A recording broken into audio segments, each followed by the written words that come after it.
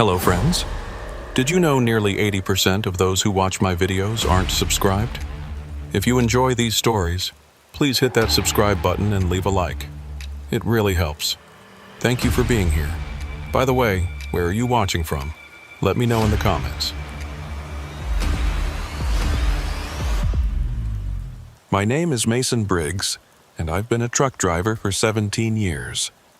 Over all these years, I thought I'd seen everything you could possibly encounter on the road. Strange hitchhikers, dangerous weather conditions, drunk drivers at 3 in the morning, accidents I narrowly escaped. I thought I knew what loneliness meant, the true meaning of isolation while traveling on endless highways with only your thoughts and the hum of the engine for company. I was wrong. This happened in January 2019. I was transporting industrial machine parts from Portland, Oregon, to a distribution center outside Bakersfield, California. It wasn't a very enjoyable job, but the pay was good, and the company I worked for treated me well. The load was heavy, just under the legal limit, and the dispatcher told me to take Highway 97 south through the high desert instead of the usual I-5 corridor. There was some kind of construction work on the road, which would add 6 hours to my trip. Neither of us wanted that. I remember the weather report that morning. Clear skies, cold but manageable. The kind of winter day in the Northwest that makes you grateful you're not stuck in some East Coast blizzard. I loaded up on coffee at a truck stop in Salem, grabbed a couple of those questionable gas station burritos that would either keep me going or kill me by nightfall, and hit the road around 7 in the morning. The first few hours were uneventful. I-5 was its usual self, busy but moving, and I made good time getting out of the Willamette Valley. When I merged onto 97 near Weed, the traffic thinned out considerably. That's one thing I've always liked about the desert routes. You get a sense of space out there, a feeling that you're really traveling somewhere instead of just sitting in a metal box surrounded by other metal boxes. By early afternoon, I was well into the high desert. The landscape had changed from the green forests of Oregon to the brown and beige emptiness of the interior. Sagebrush, scattered juniper trees, and not much else. The sky was that pale winter blue that seems to go on forever, and I had the road mostly to myself. A few passenger cars passed me going north, and I overtook a couple of RVs driven by retirees heading south to escape the cold. But for the most part, it was just me and the Peterbilt. I've always been comfortable with solitude. Some guys in this business, they can't handle the quiet. They need the CB radio going constantly, or they're on their phones talking to someone every chance they get. Not me. I grew up in rural Montana, and I learned early on that silence isn't something to be afraid of. It's just the absence of noise, nothing more. But there's different kinds of silence, I've learned. There's the comfortable silence of a quiet morning, and then there's the other kind. The kind that feels wrong somehow, like the air itself is holding its breath. I didn't notice it at first. Somewhere around 3 in the afternoon, I passed through the tiny town of Likely, which is barely a wide spot in the road. A gas station, a few houses, and not much else. I topped off the tank even though I had plenty of fuel because out here you take every opportunity to fill up. The attendant was a young guy, maybe early 20s, and he seemed eager to talk. "Heading south?" he asked, which was obvious given the direction I'd pulled in from. "Bakersfield," I told him, swiping my company card. He nodded, then paused like he wanted to say something else. Finally, he asked, "You taking 97 the whole way or cutting over to 395? 97, I said. "Why?" He shrugged, but there was something in his expression I couldn't quite read. Just asking. "Weather's supposed to hold, so you should be fine." I thought it was a strange thing to say, but I thanked him and got back in the cab. I've learned not to read too much into what people say at gas stations. Everybody's got an opinion about which route is best, what the weather's going to do, or what truck stop has the best showers. Most of it's just talk. I pulled back onto 97 and kept heading south. The sun was starting to lower in the sky, and the shadows were getting longer. This was my favorite time of day for driving, actually. The light has a certain quality in the late afternoon, especially in winter, that makes everything look sharper and clearer. I settled into my seat, adjusted the volume on my radio, and let the miles roll by. That's when I started to notice something odd. I'd been listening to a classic rock station out of Reno for the last hour. The signal wasn't great, but it was decent enough. They were playing the usual stuff, Led Zeppelin and The Who and Lynyrd Skynyrd. Songs I'd heard 1,000 times before. But then, somewhere around 4:30, the station started to fade.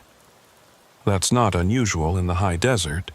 Signals come and go, especially in the valleys between ridges.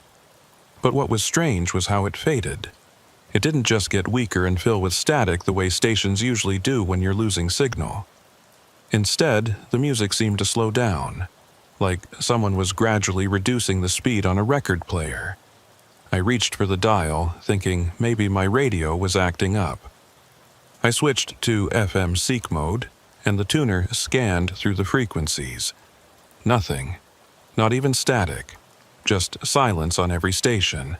I tried AM next. Same thing. The tuner would scan through the entire band without picking up a single signal, not even the distant mumble of a talk radio show or a weather report. I told myself it was just the terrain. I was in a valley between two ridges, and the mountains were blocking the signals. It would come back once I got over the next rise. I turned the radio off and drove in silence, listening to the steady rumble of the engine and the hiss of the tires on the pavement. But the music didn't come back. 20 minutes later, when I was clear of any obvious obstacles, I tried the radio again. Still nothing. My phone, which I kept mounted on the dashboard for GPS, was showing no signal either. Not even one bar. I wasn't worried yet. Dead zones happen out here. You can drive for 50 miles sometimes without seeing a cell tower. The GPS would work off satellite anyway, so I'd still know where I was going. I glanced at the screen and saw the blue line of my route stretching south, with my position marked as a small arrow moving steadily along it. The road itself was empty. I hadn't seen another vehicle in almost an hour, which wasn't entirely unusual for this stretch, but it added to the sense of isolation. The sun was getting lower now, turning the sky a pale orange that made the shadows look almost black in contrast. The landscape was unchanging, mile after mile of sagebrush and dried grass, with the occasional rock formation breaking up the monotony. I checked my logbook. I'd been driving for about 9 hours, which meant I had another couple of hours before I'd need to take my mandatory rest break. I was making good time, and if everything went smoothly, I'd make it to Bakersfield by tomorrow afternoon with plenty of time to spare. That's when I saw the mile marker. It was the kind of thing you pass hundreds of times without really noticing. A small green sign with white numbers mounted on a post by the side of the road, but this one caught my eye because of the number on it. Mile 187. I'd passed mile 187 about 40 minutes ago. I was sure of it. I'd noticed it because that's the same number as the address of the house I grew up in back in Montana. It's funny how your brain will latch onto random details like that. I remembered seeing that marker and thinking briefly about my childhood home before my mind wandered on to other things. But now, here it was again. Mile 187. I slowed down, staring at the marker as I passed it. There was no mistake. It clearly read 187. I checked my GPS, but the screen had frozen on the last known position. The arrow still pointing south along 97, but not moving anymore. I told myself there had to be an explanation. Maybe they'd reused the numbers in different sections. Maybe I was more tired than I thought and had gotten confused. I'd been on the road for 9 hours straight, after all. The mind plays tricks when you're tired. I kept driving, watching the side of the road more carefully now. 5 minutes later, another mile marker appeared. Mile 187. My hands tightened on the steering wheel. This wasn't right. This wasn't possible. Mile markers don't repeat. That's the whole point of them. They're sequential, marking your progress along the highway. But here it was again. The same number, in the same style, on the same kind of post. I pressed harder on the accelerator, suddenly eager to put distance between myself and that marker. The engine responded, the speedometer climbing to 75, then 80. I watched the road, waiting for the next marker to appear. It took longer than it should have. At 80 miles an hour, I should have been seeing a new mile marker every 45 seconds or so. But several minutes passed before I saw another one emerging from the gathering dusk. Mile 187. I don't scare easily. 17 years on the road, you see things that would shake most people. I've had brake failures on mountain passes. I've been run off the road by drunk drivers. I've driven through weather that made me question every decision I'd ever made. But I'd never felt the kind of cold, creeping dread that I felt looking at that mile marker. Something was wrong with this road. Something was fundamentally, impossibly wrong. I tried the radio again, more out of desperation than hope. The tuner scanned through the frequencies, finding nothing but silence. Then, just as it was about to cycle back to the beginning, it caught something. A faint signal, barely audible over the background hiss. I turned up the volume, straining to hear. It sounded like a voice, distant and distorted, speaking words I couldn't quite make out. I adjusted the tuner, trying to lock onto the signal, but it kept drifting in and out. Then, suddenly, it came in clear. A man's voice, calm and professional, like a radio announcer. 187, the voice said. Mile 187, mile 187. That's all it said. Just those words, repeated over and over in that same calm, measured tone. Mile 187, mile 187. I turned the radio off, my heart pounding. The silence that followed was somehow worse than the voice. I could hear my own breathing, loud in the enclosed space of the cab. I could hear the engine, the tires, the small creaks and rattles of the truck as it moved down the road. And underneath it all, so faint I almost thought I was imagining it, I could hear something else. A sound like distant static, or wind, or voices speaking too quietly to understand. The sun was setting now, the sky fading from orange to deep purple.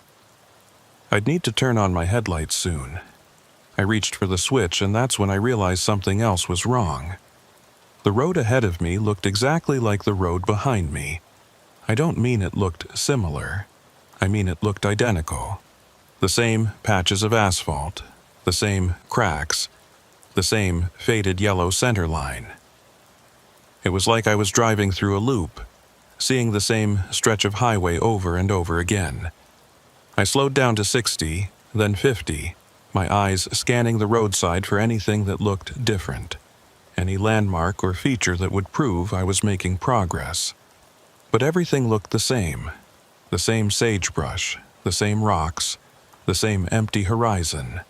The light was fading fast now. In the desert, when the sun goes down, it goes down quickly. I switched on my headlights and the beam cut through the gathering darkness, illuminating the road ahead. That's when I saw the truck. It was parked on the shoulder about a quarter mile ahead, its emergency flashers blinking in the gloom. As I got closer, I could see it was another Peterbilt, similar to mine but older, with a faded blue paint job. The trailer was empty, the doors standing open. I slowed down, pulling up behind it. Every instinct I had was telling me to keep driving, to not stop, to get away from this place as fast as I could. But truck drivers have a code. If someone's in trouble, you stop, you help. That's just how it is. I put the truck in park but left the engine running. I grabbed my flashlight from the side compartment and climbed down from the cab. The air outside was cold, much colder than it should have been. My breath formed clouds in front of my face. The other truck's cab was empty. I could see that even before I walked over to it. The driver's door was ajar, the interior light on, but there was no one inside. I called out, my voice sounding strange in the stillness. "Hello? Anyone here?" No response. I walked around the truck, shining my flashlight on the ground, looking for any sign of where the driver might have gone. There were no footprints in the dirt beside the road, no indication that anyone had walked away from the vehicle. I climbed up onto the step and looked inside the cab. The keys were still in the ignition. A half-empty cup of coffee sat in the cup holder, still lukewarm to the touch. A paperback book lay open on the passenger seat, like someone had just set it down and stepped away for a moment. On the dashboard, barely visible in the dim light, was a small notebook. I picked it up and flipped it open. It was a logbook, the old-fashioned paper kind that some guys still prefer over the electronic versions. The last entry was dated January 15th, 2019. 3 weeks ago. The handwriting was hurried, almost frantic. Mile 187. Can't get past mile 187. Radio keeps repeating. Same stretch of road, same mile marker. Have been driving for 6 hours. Fuel gauge not moving. This isn't right. This isn't... The entry stopped there. The sentence unfinished. I flipped through the rest of the pages, but they were blank. I climbed down from the cab, my hands shaking. I should have left right then. I should have gotten back in my truck and driven away, consequences be damned, but I couldn't. I was frozen, staring at that abandoned truck, trying to make sense of what I'd just read. That's when I heard it, a sound coming from the trailer. It was faint, barely audible, but definitely there, a scraping sound, like something being dragged across metal. I walked slowly toward the back of the trailer, every nerve in my body screaming at me to turn around. The trailer doors were open, swinging slightly in a breeze I couldn't feel. I shined my flashlight inside. Empty. Completely empty. Just bare metal walls and floor, lit by the beam of my flashlight. But the sound continued. Scrape. Pause. Scrape. Pause. It was coming from inside the trailer, but there was nothing there. Nothing I could see anyway. I backed away, slowly, keeping the flashlight trained on the trailer. The sound stopped. The silence that followed was absolute. Not even the whisper of wind or the distant hum of my own truck's engine. Then the radio in the abandoned truck crackled to life. "Mile 187, the calm voice said. "Mile 187. I ran. I don't remember making the decision to run. I just found myself sprinting back to my truck, my boots pounding on the asphalt, my breath coming in ragged gasps. I climbed into the cab and slammed the door, locking it behind me. My own radio was on, even though I'd turned it off. The same voice was speaking through my speakers. "Mile 187, mile 187, mile 187.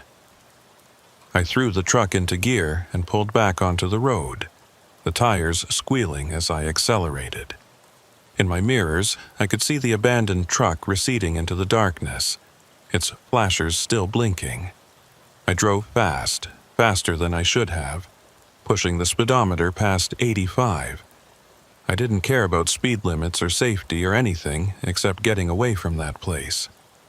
The voice on the radio continued its monotonous chant, and I couldn't turn it off. Every time I reached for the power button, my hand would freeze, like some part of me knew that the voice was the only thing keeping me tethered to reality.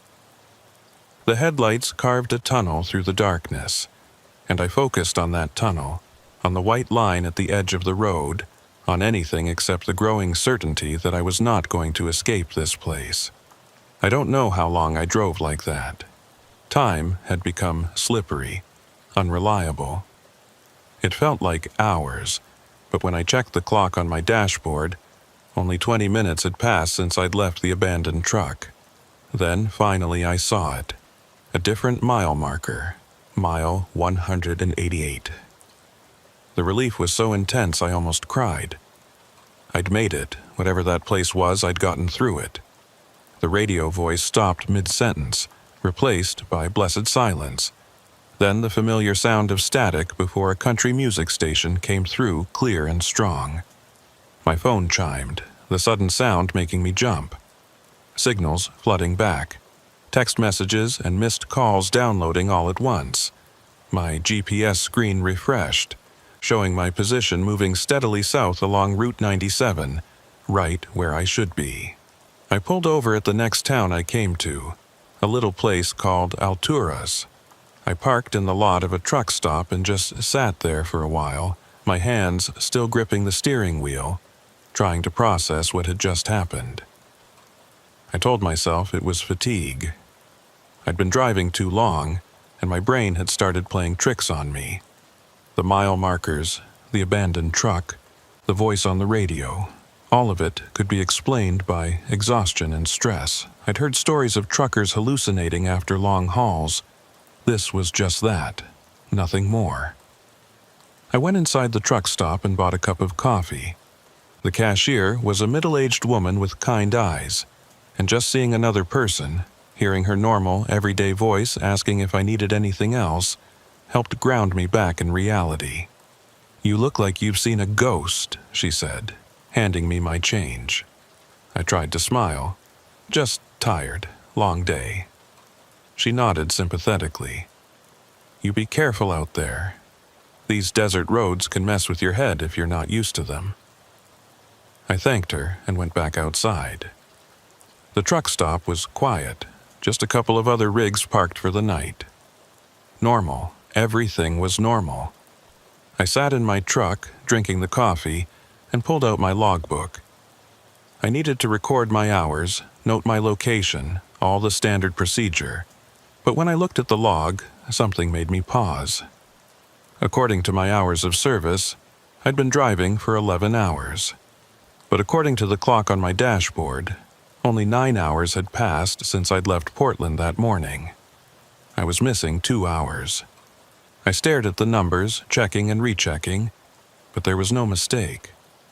The math didn't add up. Somewhere on that stretch of road near mile 187, I'd lost 2 hours. Or gained them. I couldn't tell which. I considered calling my dispatcher, but what would I say? That I'd driven through some kind of time anomaly. That I'd heard voices on the radio and seen an abandoned truck that shouldn't have been there. They'd think I was crazy. Hell, I thought I was crazy. So I did what any rational person would do. I decided to forget about it.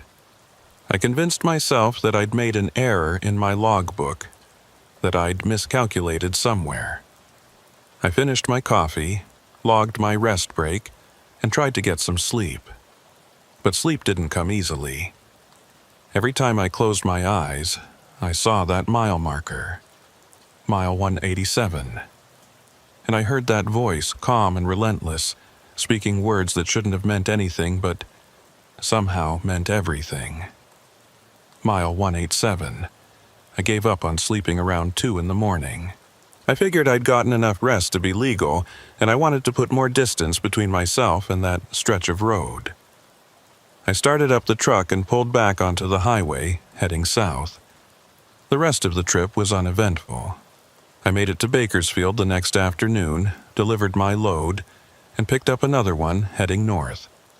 I drove back through California and Oregon, taking I-5 this time instead of Route 97. I told myself I'd never take that desert route again. But here's the thing that still keeps me awake at night. About a week after I got back home, I was talking to another driver at a truck stop in Portland. Older guy, been driving even longer than me. We got to talking about routes, and I mentioned that I'd been down through the high desert recently. "You take 97?" he asked. "Yeah," I said. "South of Likely." His expression changed, just a little, but I noticed. "You run into anything strange?" I hesitated, not sure how much to say. "Like what?" "Like a stretch of road that doesn't feel right, where the mile markers don't match up." My blood ran cold. "Mile 187? He nodded slowly. "So you saw it too. The dead signal mile, some guys call it. I've heard stories about it for years, but I always thought they were just stories. Until I drove through it myself about 5 years back." "What is it?" I asked, my voice barely above a whisper. He shook his head. "I don't know. Nobody knows. Some guys think it's a glitch in the GPS system, some kind of mapping error. Others say it's something else, something wrong with that particular stretch of road. All I know is people who drive through it, they come out different. They lose time. They see things. Like an abandoned truck?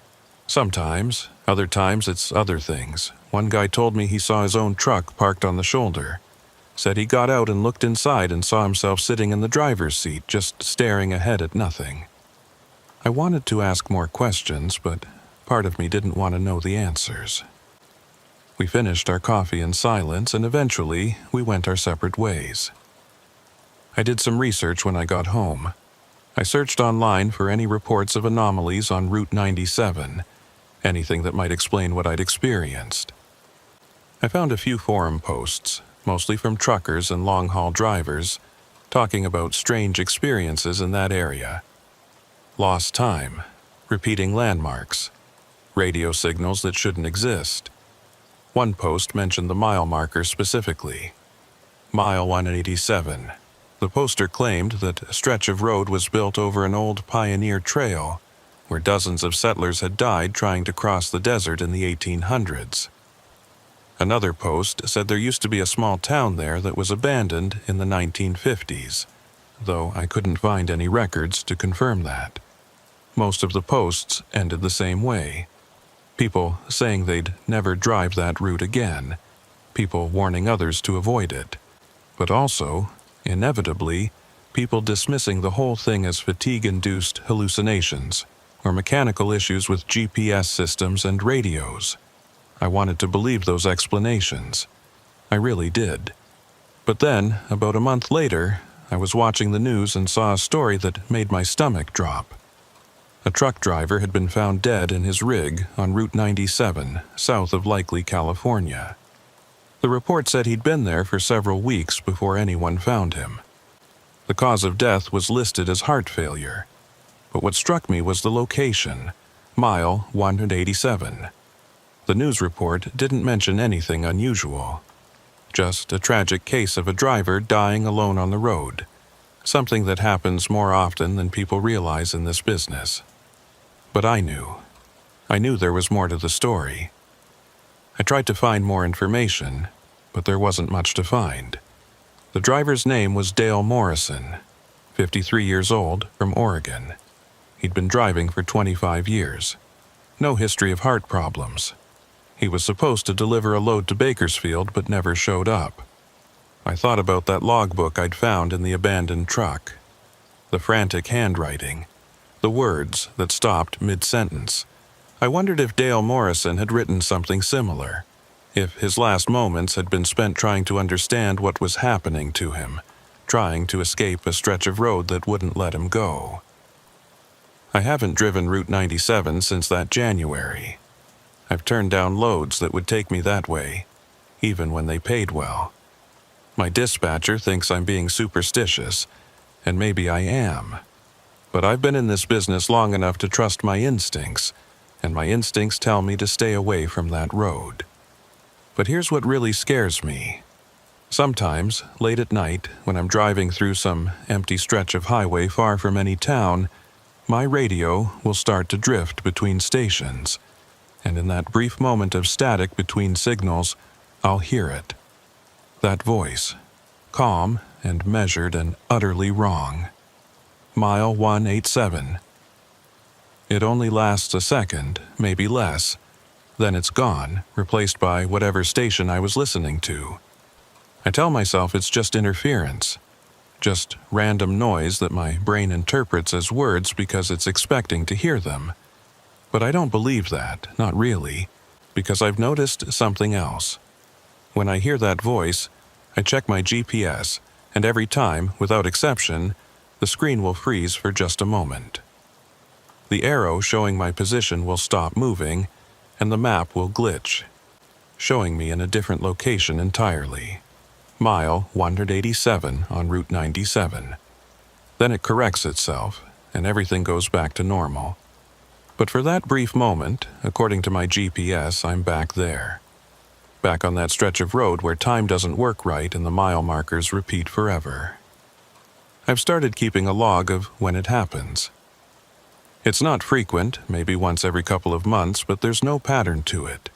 Different roads, different times of day, different weather conditions. The only constant is that I'm always alone when it happens. No other cars around, no towns nearby. Just me and the empty road. Last month it happened 3 times in 1 week. The voice is getting clearer too.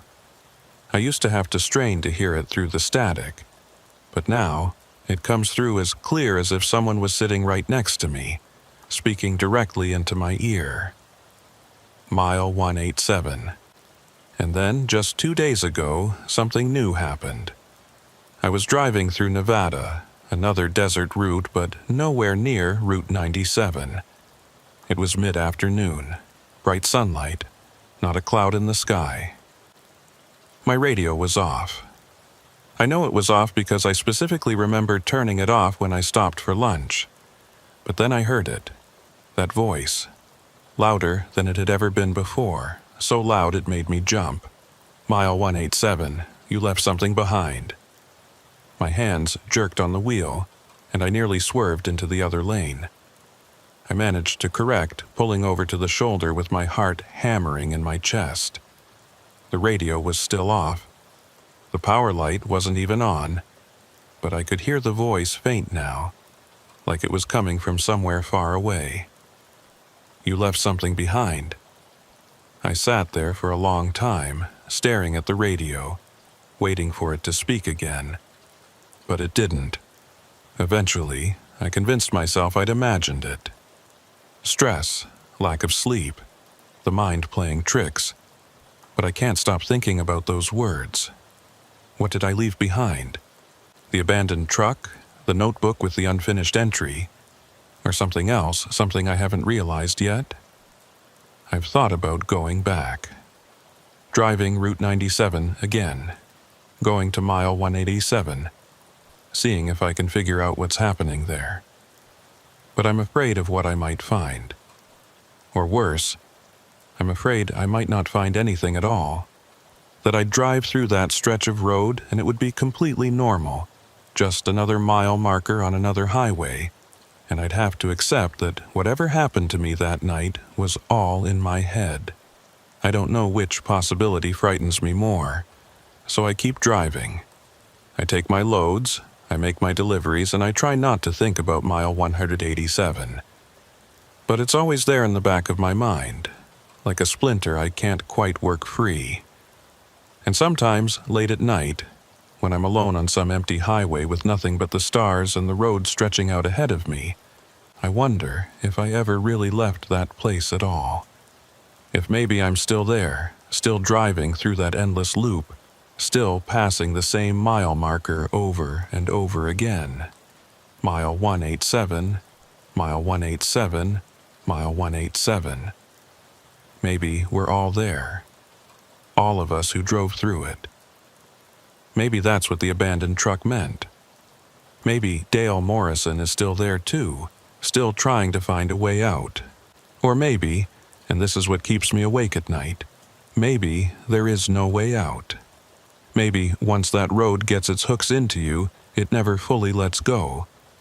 Maybe you carry it with you, a piece of that impossible place lodged somewhere in your soul, and every time you hear that voice, every time your GPS glitches to show mile 187, you're being pulled back there, inch by inch, mile by mile. I don't know. I wish I did. All I know is this. If you ever find yourself on Route 97 south of Likely and you see mile 187, don't stop. Don't slow down. Don't look too closely at the mile markers or listen too carefully to your radio. Just keep driving. Keep driving and pray you make it to mile 188. Because if you don't, if you get stuck in that dead signal mile like Dale Morrison did, like I almost did, you might never leave.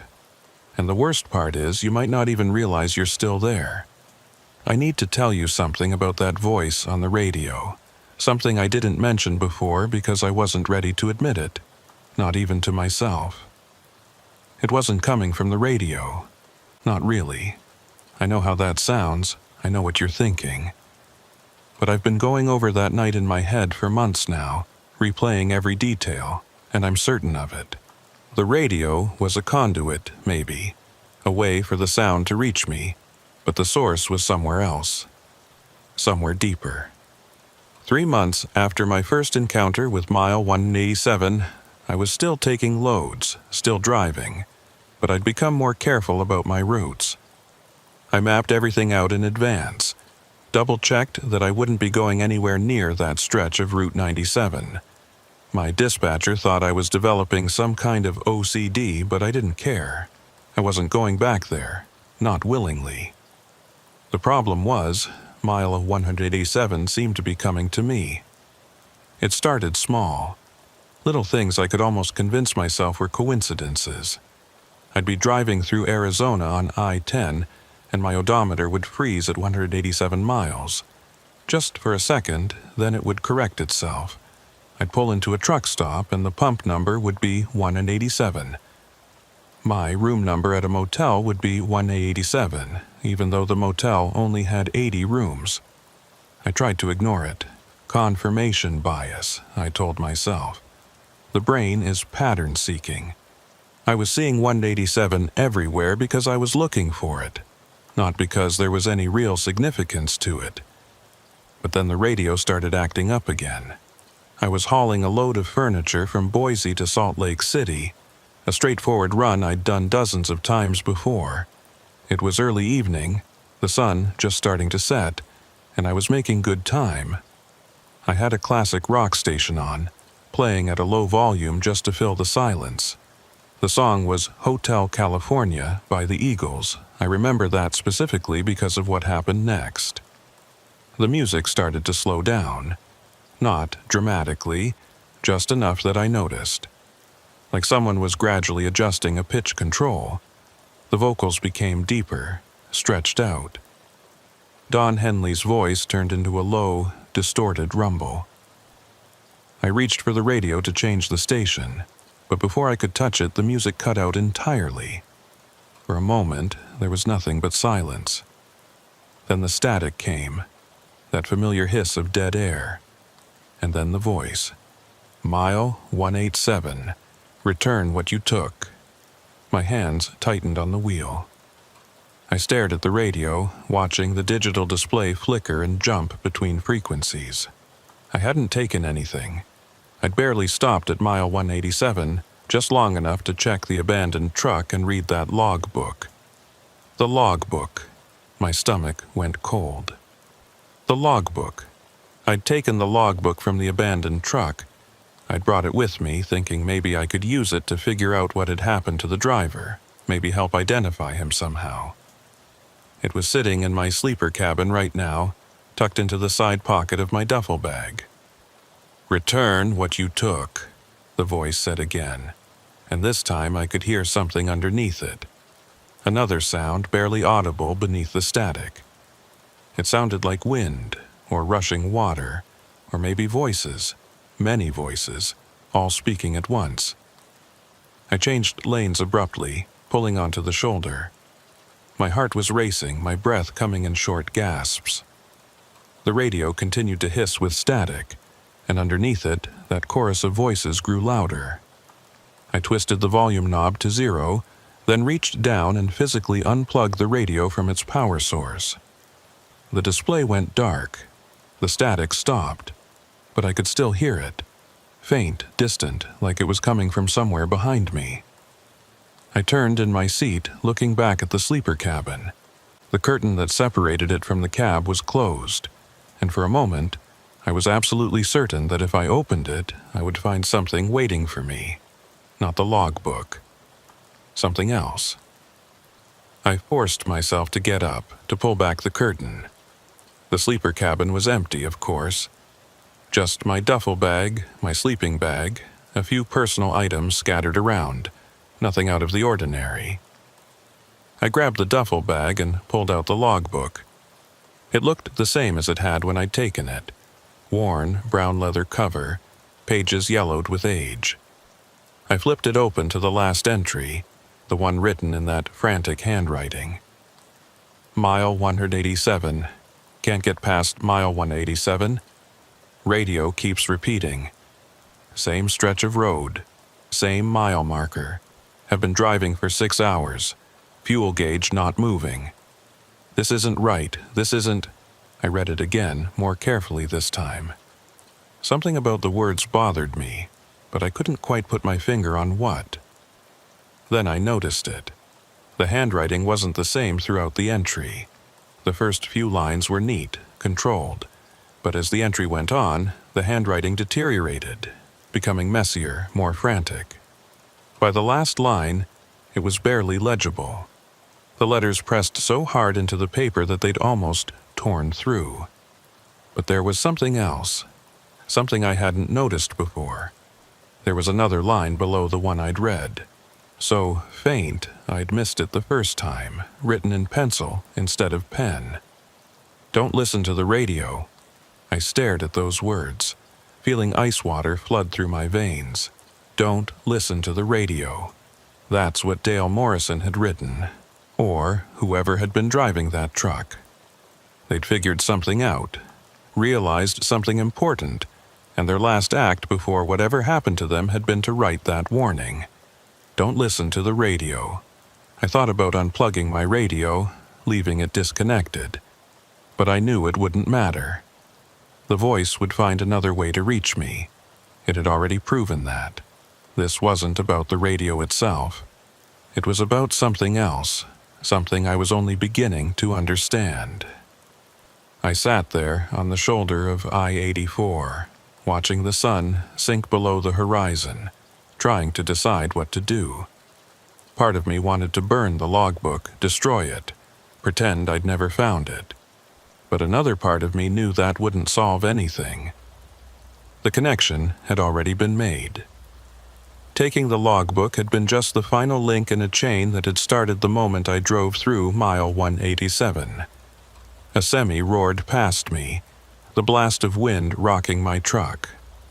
I watched its taillights recede into the distance, envying the driver. They were just going about their business, hauling their load, thinking about nothing more complicated than making their delivery on time and finding a decent meal. I used to be like that. Before mile 187. I decided I needed to talk to someone who might understand. I pulled out my phone and scrolled through my contacts until I found the number for Carl Atwood, the older driver I'd talked to at the truck stop in Portland. He'd mentioned experiencing something similar on Route 97.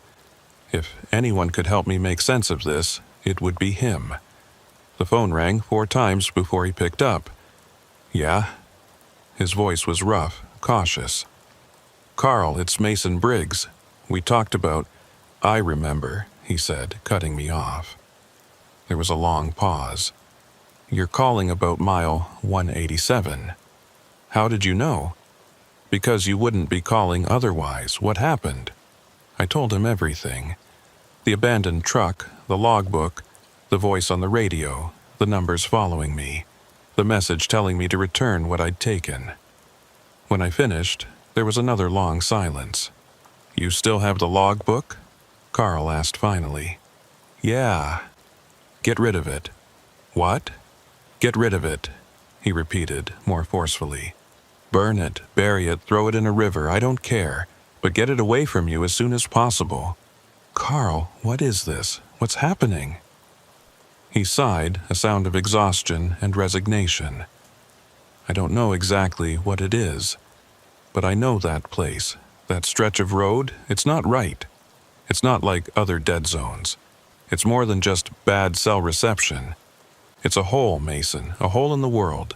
And sometimes things fall through and sometimes things come out. What kind of things? I don't know.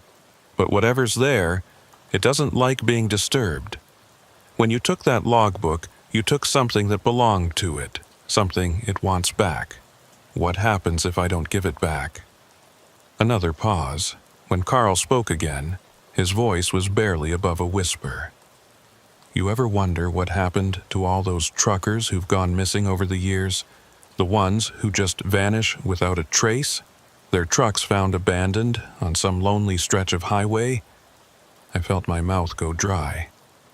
I think mile 187 is hungry, Carl said. I think it takes people, and I think it's been doing it for a long time. And I think the only reason you got away is because you left before it could really get its hooks into you. But now you've given it something to hold on to.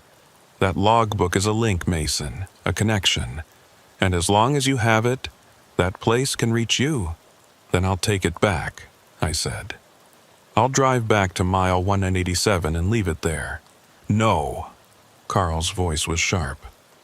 Don't go back there. Whatever you do, don't go back. That's exactly what it wants. It's baiting you, trying to get you to return. If you go back, you won't leave, not like before. Then what do I do? Get rid of the logbook some other way, anywhere but there. And after that, you stay away from Route 97. You stay away from dead zones. You stay away from anywhere that feels even slightly wrong. You hear me? I hear you. Good. And Mason, if you start seeing things, if you start hearing things when there's no explanation for them, you call me immediately. Day or night. Understand? Yeah. Thanks, Carl. He hung up without saying goodbye. I sat there holding my phone, staring at the logbook in my other hand. Part of me wanted to follow Carl's advice immediately, to pull over at the next rest stop and throw the damn thing in a dumpster. But another part of me was curious. What was it about this particular logbook that made it important? What had Dale Morrison known or seen that made whatever inhabited mile 187 so desperate to keep it? I flipped through the pages again, looking for anything I might have missed. Most of it was standard logbook entries, dates, times, locations, cargo details.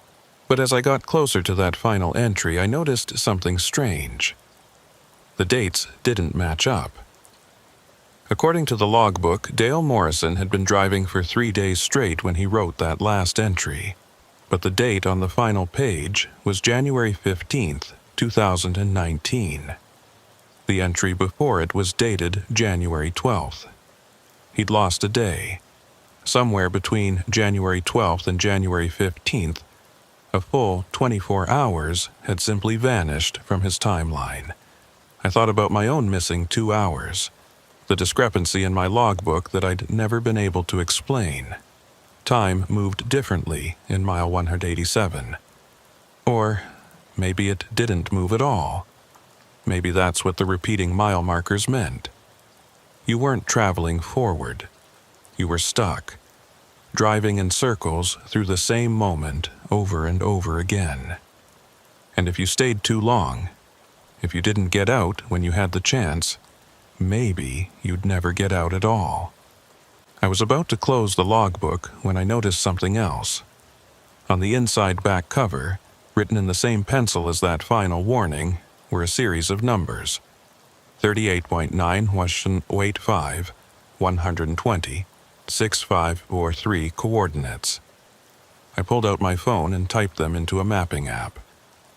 It took a moment to load, and when it did, my blood ran cold. The coordinates pointed to a location just off Route 97, almost exactly at mile 187. But it wasn't marking the road itself. It was marking something about half a mile east of the highway, out in the desert. I zoomed in on the map, trying to see what was there, but the satellite image was strange. It looked like someone had taken an eraser to the photograph. The area around the coordinates was blurred and indistinct, like the image had been corrupted or deliberately obscured. I tried switching to different map views, but they all showed the same thing. That small area of desert was a blank spot, a place where the map couldn't or wouldn't show what was there. Dale Morrison had written down those coordinates. He'd found something, or maybe he'd been trying to mark the location for someone else to find. But what was it? My phone buzzed with an incoming text. I glanced at the screen, expecting a message from my dispatcher or maybe a friend. Instead, I saw a number I didn't recognize. The message was short. "Don't go there." I stared at it, feeling my skin crawl. Who was texting me? How did they know what I was thinking? Before I could respond, another message came through. "The coordinates. Don't go there, trust me." I typed back, "Who is this?" 3 dots appeared, showing that whoever it was typing a response. They stayed there for almost a minute, then disappeared without any message being sent. Then one final text came through. "Someone who made the same mistake you did." The number went dead after that. When I tried to call it back, I got a recorded message saying it was no longer in service. When I tried to look up the number online, nothing came up. It was as if it had never existed. I sat there in my truck as the last light faded from the sky, trying to make sense of everything. The logbook, the coordinates, the mysterious text messages, it all pointed to something being out there in the desert near mile 187, something important enough that people had tried to warn me away from it. But what? I thought about Carl's advice to stay away, to get rid of the logbook and forget any of this had ever happened. That would be the smart thing to do, the safe thing. But I've never been good at leaving mysteries unsolved. And despite the fear, despite the warnings, I found myself wondering what would happen if I went back. If I found whatever was at those coordinates, would it answer my questions? Would it explain what mile 187 really was? Or would I end up like Dale Morrison, writing frantic warnings in a logbook that no one would read until it was too late? I started the truck's engine, listening to it rumble to life. I sat there with my hand on the gear shift, trying to decide. East toward Salt Lake City and my scheduled delivery, continuing my route, forgetting about all of this. Or south, back toward Route 97, toward mile 187, toward whatever was waiting in that blank spot on the map. A car passed by on the highway, its headlights sweeping across my windshield. In that brief flash of light, I caught sight of something in my rearview mirror. There was a figure standing at the back of my trailer. I spun around, but when I looked out the back window, there was nothing there. Just the empty highway stretching out behind me, lit by the orange glow of the streetlights. I turned back around, heart hammering, and checked the side mirrors. Nothing. The highway was empty, I was alone, but I knew what I'd seen. Just for that split second, in the reflection, there had been someone standing there. A man in trucker's clothes, his face obscured by shadow. My radio, still unplugged, crackled with static. "Return what you took," the voice said, and this time I could hear the anger in it. Or take its place. I threw the truck into gear and pulled back onto the highway heading east. Away from Route 97, away from mile 187, away from whatever was hunting me. But even as I drove, putting mile after mile between myself and that cursed stretch of road, I knew it wouldn't be enough. I'd crossed a line when I took that logbook. I'd connected myself to mile 187 in a way I didn't fully understand. And sooner or later, I was going to have to go back. Not because I wanted to, but because something in that dead zone had decided I belonged there, and it was calling me home. I tried to destroy the logbook 3 times. The first time was 2 days after my conversation with Carl. I pulled into a rest stop outside of Elko, Nevada, and threw the logbook into a dumpster. I poured half a bottle of lighter fluid on it and dropped in a match. I watched it burn, the pages curling and blackening, Dale Morrison's frantic handwriting disappearing into ash. I felt relieved, lighter, like I'd finally cut the connection between myself and that cursed stretch of highway. That feeling lasted exactly 4 hours.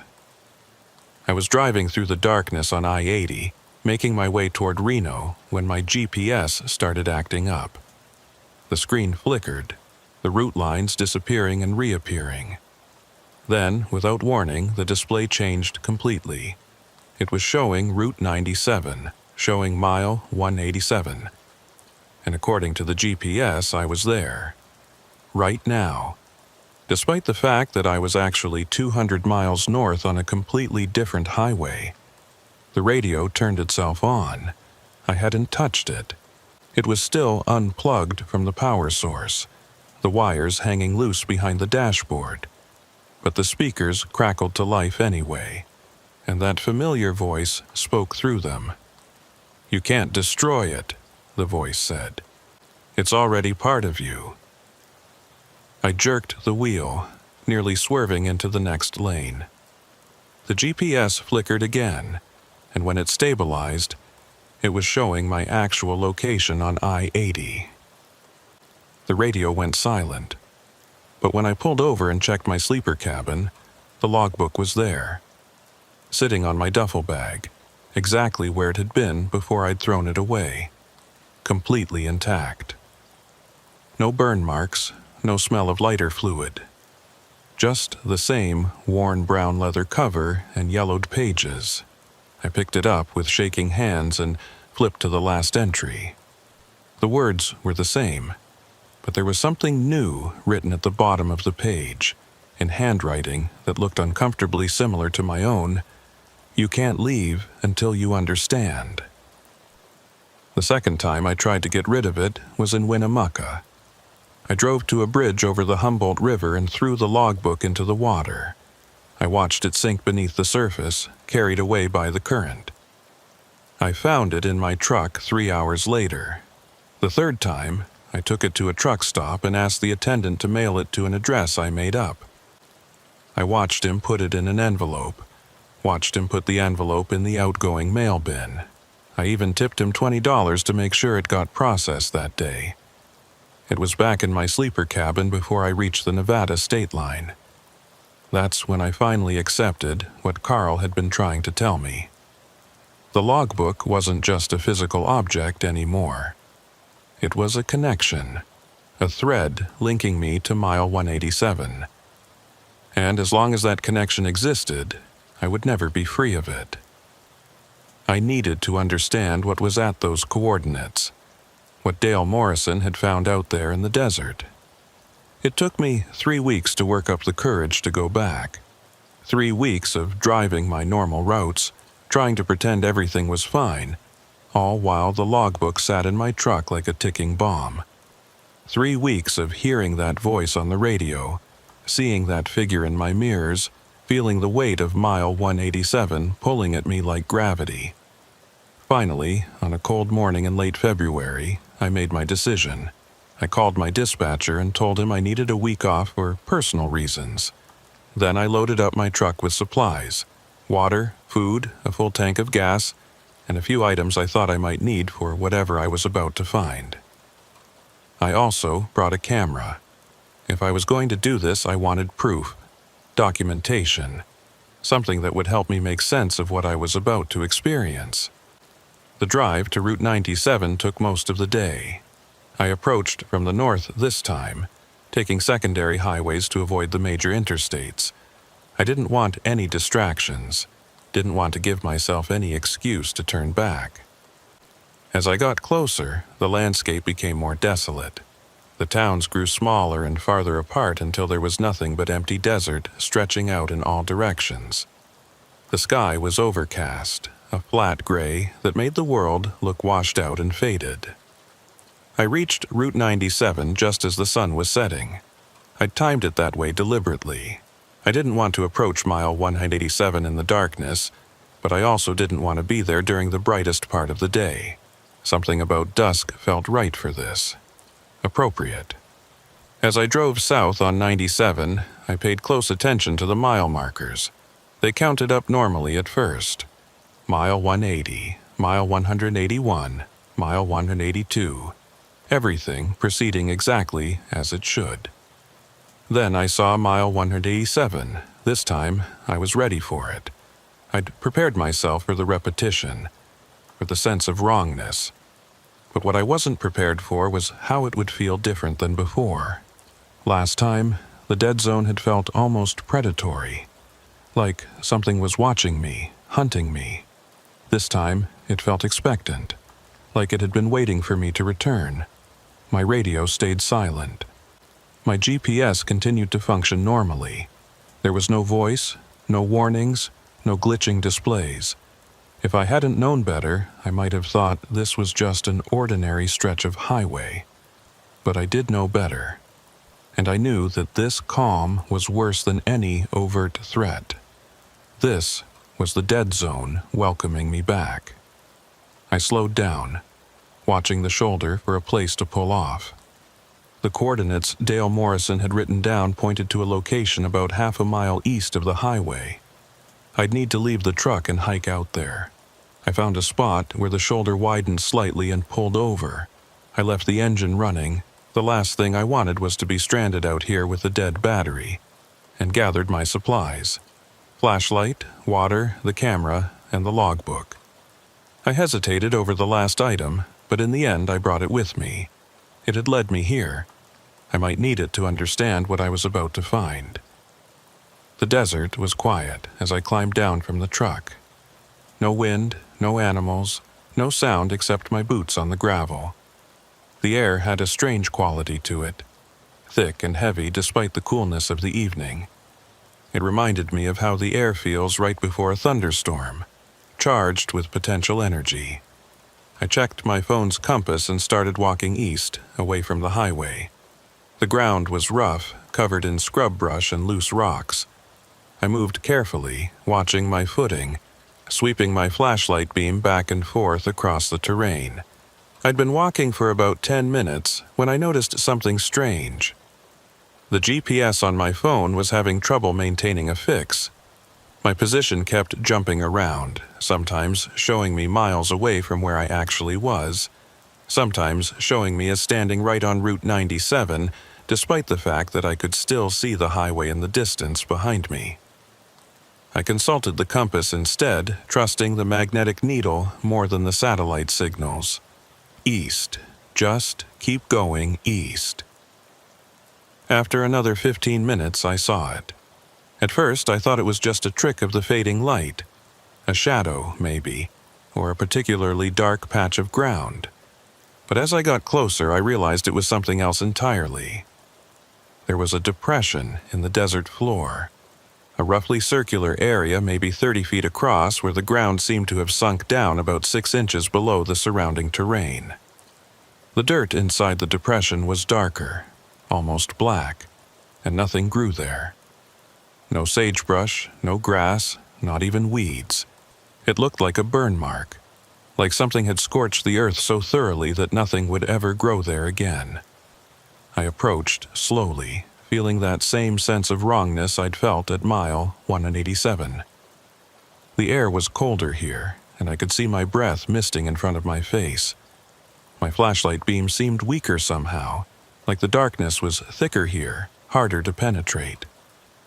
I stepped into the depression, and immediately felt a wave of vertigo wash over me. The ground felt unstable beneath my feet, like I was standing on something soft and yielding instead of solid earth. In the center of the depression was a hole. It wasn't large, maybe 2 feet across, but it was deep. I shined my flashlight down into it, but the beam didn't penetrate far before being swallowed by absolute darkness. I couldn't see the bottom. I knelt down next to the hole, trying to understand what I was looking at. The edges were perfectly smooth, almost glassy, like the earth had been melted rather than dug. The air coming up from below was cold and carried a smell I couldn't identify. Something between ozone and decay. I pulled out the logbook and flipped to the page with the coordinates. In the beam of my flashlight, I could see that there was more writing below the numbers, so faint I'd missed it before. I had to hold the page close to my eyes to make it out. This is where it comes from. This is the source. Don't let it spread. I looked back at the hole, feeling ice water in my veins.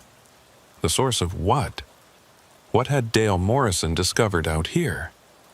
I pulled out my camera and started taking pictures. The depression, the hole, the surrounding desert. I documented everything, trying to create a record that someone else could find when, something happened to me. That's when I heard the sound. It was faint at first, barely audible over my own breathing. A kind of static sound, like white noise coming from the hole.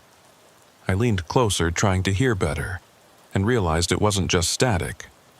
There were voices in it. Many voices, all speaking at once, their words overlapping and blending together into an incomprehensible wall of sound. I pulled back, my heart racing. The voices continued, growing slightly louder. I could almost make out individual words now. Numbers, mostly. Coordinates, mile markers, times, dates, all jumbled together in a constant stream. And underneath it all, that familiar voice. Mile 187, mile 187, mile 187. I stood up, backing away from the hole. This was a mistake. I shouldn't have come here. Carl had been right. Whatever this place was, it wasn't meant to be found. Wasn't meant to be disturbed. The voices grew louder, more distinct, and I realized with growing horror that I recognized some of them.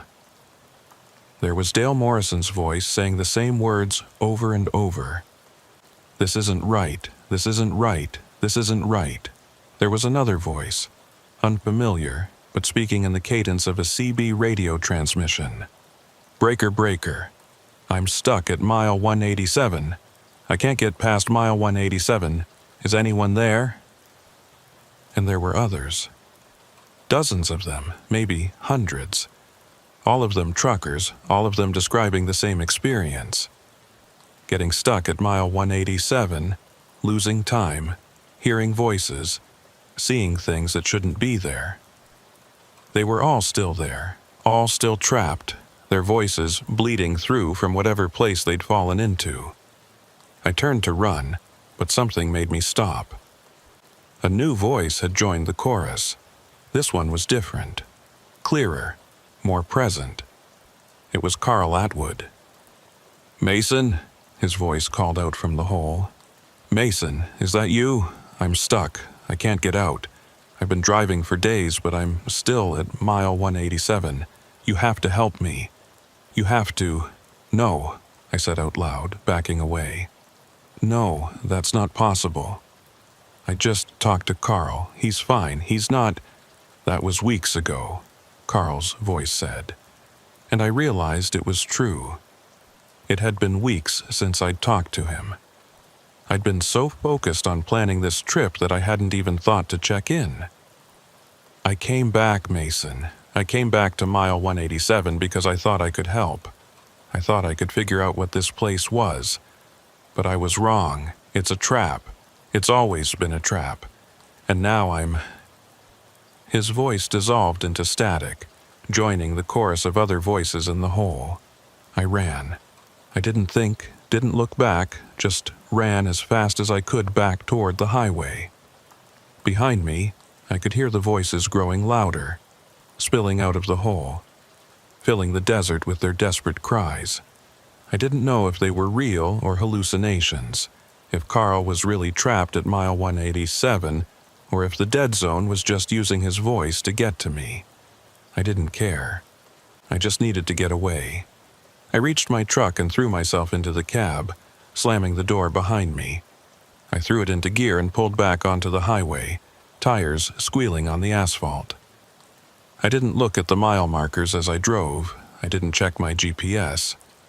I just drove north, pushing the speedometer past 90, desperate to put distance between myself and that hole in the desert. It wasn't until I saw the sign for Likely, the town I'd passed through on my first trip, that I allowed myself to slow down. I pulled into the same gas station, the same one where the young attendant had given me that strange warning. He wasn't there. Instead, there was an older woman behind the counter. When I went inside to pay for gas, she looked at me with an expression I couldn't quite read. "You look like you've seen something you shouldn't have," she said. I tried to laugh it off. Just tired, long day. She shook her head. "No, I know that look. You went out to the dead zone, didn't you? Out to mile 187? I froze. "How do you—" "Because people come through here all the time," she said. "Truckers, mostly. They hear stories about mile 187, and they get curious. They want to see it for themselves. Some of them come back, some of them don't." "What is it?" I asked. "What's out there?" She was quiet for a long moment. Finally, she said, "My husband was a trucker, drove Route 97 for 30 years. He told me once that the desert is full of thin places. Places where the world isn't as solid as it should be, where something else can bleed through. Something else. He didn't know what to call it. Maybe it doesn't have a name. Maybe it doesn't need one. All he knew was that mile 187 was the thinnest place he'd ever found. A spot where reality got so thin you could fall right through if you weren't careful. He disappeared 10 years ago," she said. "Was supposed to make a run to Bakersfield, never arrived. They found his truck on the shoulder at mile 187. Empty. Keys still in the ignition. No sign of where he'd gone." I felt sick. "I'm sorry," she shrugged. "I'm used to it now. But I'll tell you what I tell everyone who comes through here with that look in their eyes. Whatever you saw out there, whatever you heard, you need to forget about it. Don't go back. Don't talk about it. Don't even think about it if you can help it. Because every time you do, you make the connection stronger. You make it easier for that place to reach you." "What if it's too late?" I asked. "What if the connection's already there?" She looked at me with sad, knowing eyes. "Then you drive. You keep driving and you never stop. Because the moment you stop moving, the moment you stand still, that's when it'll catch you." I thanked her and left, her words echoing in my head. Keep driving. Never stop. I got back in my truck and started the engine. I sat there for a moment, trying to decide where to go, what to do next. I couldn't go back to my normal routes, couldn't pretend that everything was fine. Not anymore. That's when I noticed the logbook sitting on the passenger seat. I'd left it out in the desert. I was certain of it. I dropped it when I ran, left it lying next to that hole in the ground. But here it was, back in my truck. I picked it up with trembling hands and flipped to the last page. There was new writing there, in that same handwriting that looked too much like my own. "You can't run forever." I closed the logbook and threw it out the window, watched it tumble across the parking lot. Then I pulled out of the gas station and headed north, keeping my eyes fixed on the road ahead. I've been driving ever since. That was 6 months ago. I haven't stopped for more than a few hours at a time. I sleep in my truck when I have to, take short naps at rest stops, but I never settle down, never stay in one place too long, because I can feel it. That pull, that gravity of mile 187. It's always there now, a constant weight at the back of my mind. Sometimes stronger, sometimes weaker, but never gone completely. The logbook keeps coming back. No matter how many times I throw it away, burn it, destroy it, it reappears. New pages are being added now, entries I don't remember writing, but that are definitely in my handwriting. I'm losing time again. Hours at first, then days. I'll look at my watch and realize that I've been driving for 16 hours straight, but can only account for 10 of them. I'll check my GPS and see that I've covered 300 miles, but only remember the last 100. And the voices on the radio are getting clearer, more insistent. I hear them even when the radio's off, even when I'm outside the truck. They're calling to me, telling me to come back, to return to mile 187, to finally understand what's waiting there.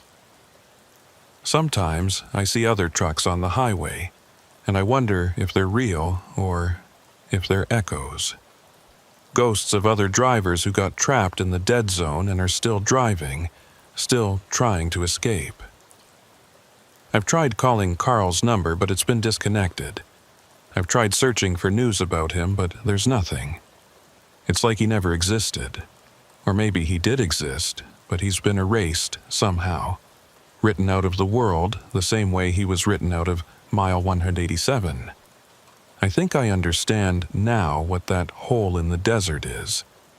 It's not just a thin place, it's a wound. A tear in reality where something else is bleeding through. And mile 187 is the visible symptom, the place where that wound has infected the world around it.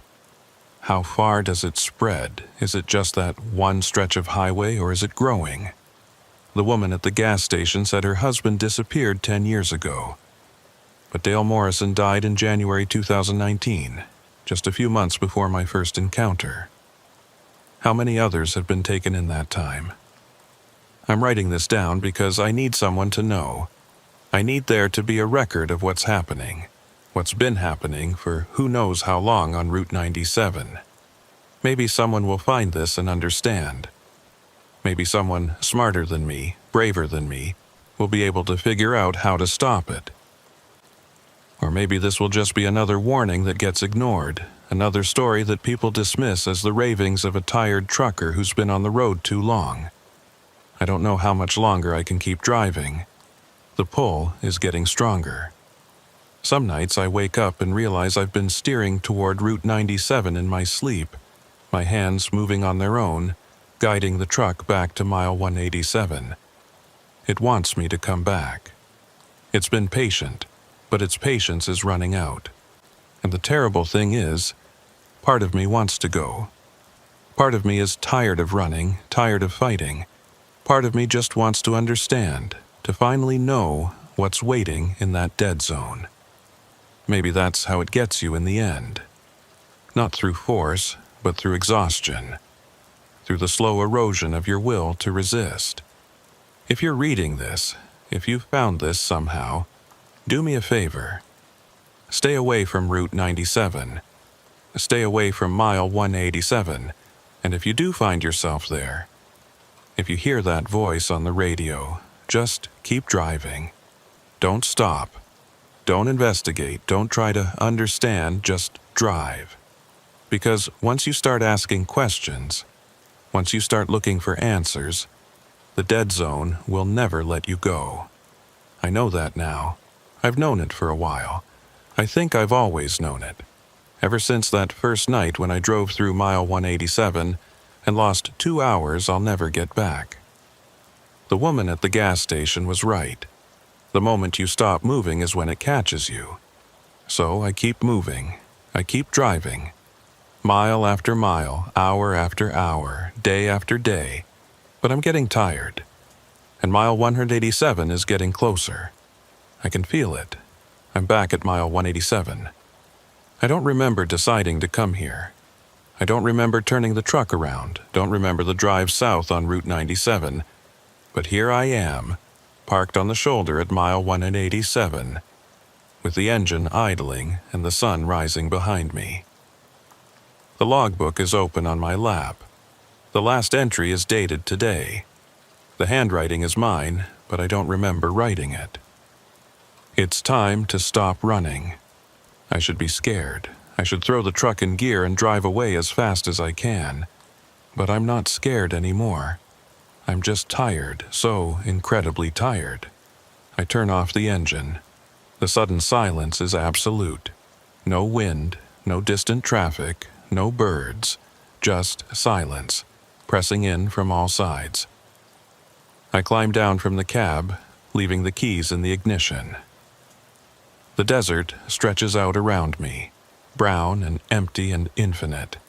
The sun is just starting to peek over the horizon, painting the sky in shades of orange and pink. It's beautiful in its way, peaceful. I start walking east, back toward that depression in the desert, that hole in the ground where all those voices live. I don't need my GPS this time. I know exactly where I'm going. My footsteps crunch on the gravel, one foot in front of the other. It's easy, really. Just keep walking. Just keep moving forward. The depression appears ahead of me, that scorched circle of earth. I walk to the edge and look down at the hole in the center. The voices are there, waiting. I can hear them clearly now, all those truckers who came before me, all those people who got lost in the dead zone. They're not screaming anymore. They sound almost peaceful, like they've accepted where they are. I sit down at the edge of the hole and pull out the logbook one last time. I flip through the pages reading all those entries. Dale Morrison's frantic words. My own confused observations. The warnings that no one heeded. On the last page, I write one final entry. My hands are steady. The handwriting is clear and precise.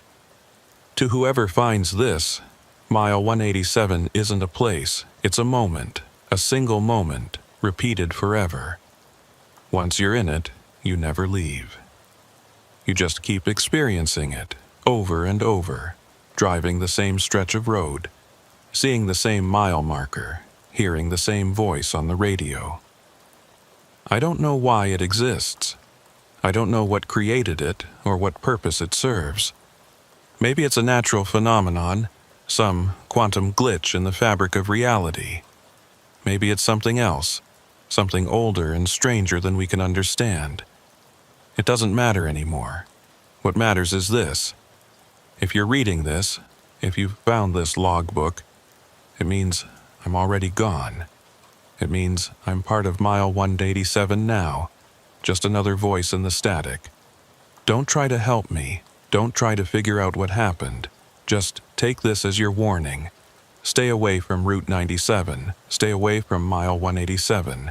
And if you ever hear a voice on your radio saying those words, those 3 simple words that repeat forever, just keep driving. Don't stop. Don't look back. And maybe, just maybe, you'll escape the dead zone before it claims you too. Mile 187. That's where I am. That's where I've always been. That's where I'll always be. I close the logbook and set it down on the ground beside me. Then I stand up and look back toward the highway, toward my truck sitting on the shoulder with its emergency flashers blinking. From this distance, it looks exactly like the abandoned truck I found on that first night. Same position, same angle, same open door revealing an empty cab. How long has that truck been there? Hours? Days? Years? Time doesn't work right at Mile 187. I know that now. That truck has always been there and will always be there, a permanent fixture of this cursed place, waiting for the next driver to find it and start asking questions. I turn back to the hole. The voices are calling my name now, welcoming me. There's no fear in their tones, no desperation, just acceptance. "Mason," they say. "Mason Briggs, we've been waiting for you. It's time to join us. It's time to stop fighting." I take a step closer to the edge of the hole. The ground feels soft beneath my feet, unstable. The darkness below is absolute, but I can see movement in it. Shapes forming and dissolving, patterns that my eyes can't quite focus on. "This is the source," Dale Morrison's voice says from the darkness. "This is where the dead zone begins. This is where we all end up, sooner or later. I think about Carl's warning, about the woman at the gas station, about all the people who tried to help me, who tried to keep me away from this place. They were right to be afraid, but they were wrong about one thing. You can't escape mile 187 by running. You can't escape it by destroying the logbook or changing your route or refusing to listen to the radio. Once it has you, it never lets go. It just bides its time, waiting for the moment when you're too tired to fight anymore, when the pull becomes too strong to resist. That moment is now. I close my eyes and take a step forward, into the hole, into the darkness where all those voices are waiting. The fall is longer than I expected. Or maybe it's not a fall at all. Maybe I'm not moving at all. Maybe I'm just standing on the edge of the hole, frozen in a single moment that will last forever. Mile 187. That's where I am. That's where I've always been. That's where I'll always be.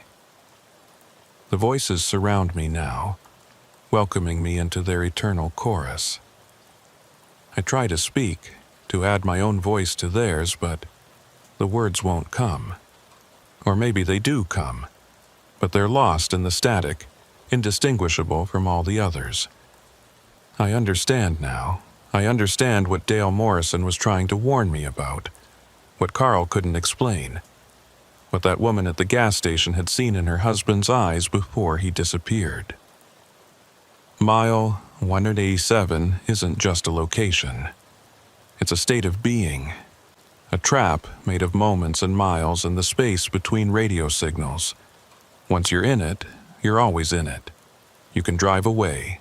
You can put hundreds of miles between yourself and that stretch of highway, but you never really leave. You're always at mile 187.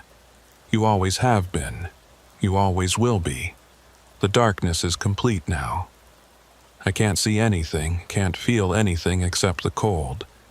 But I can hear the voices, all of them, and I realize something that makes my blood freeze.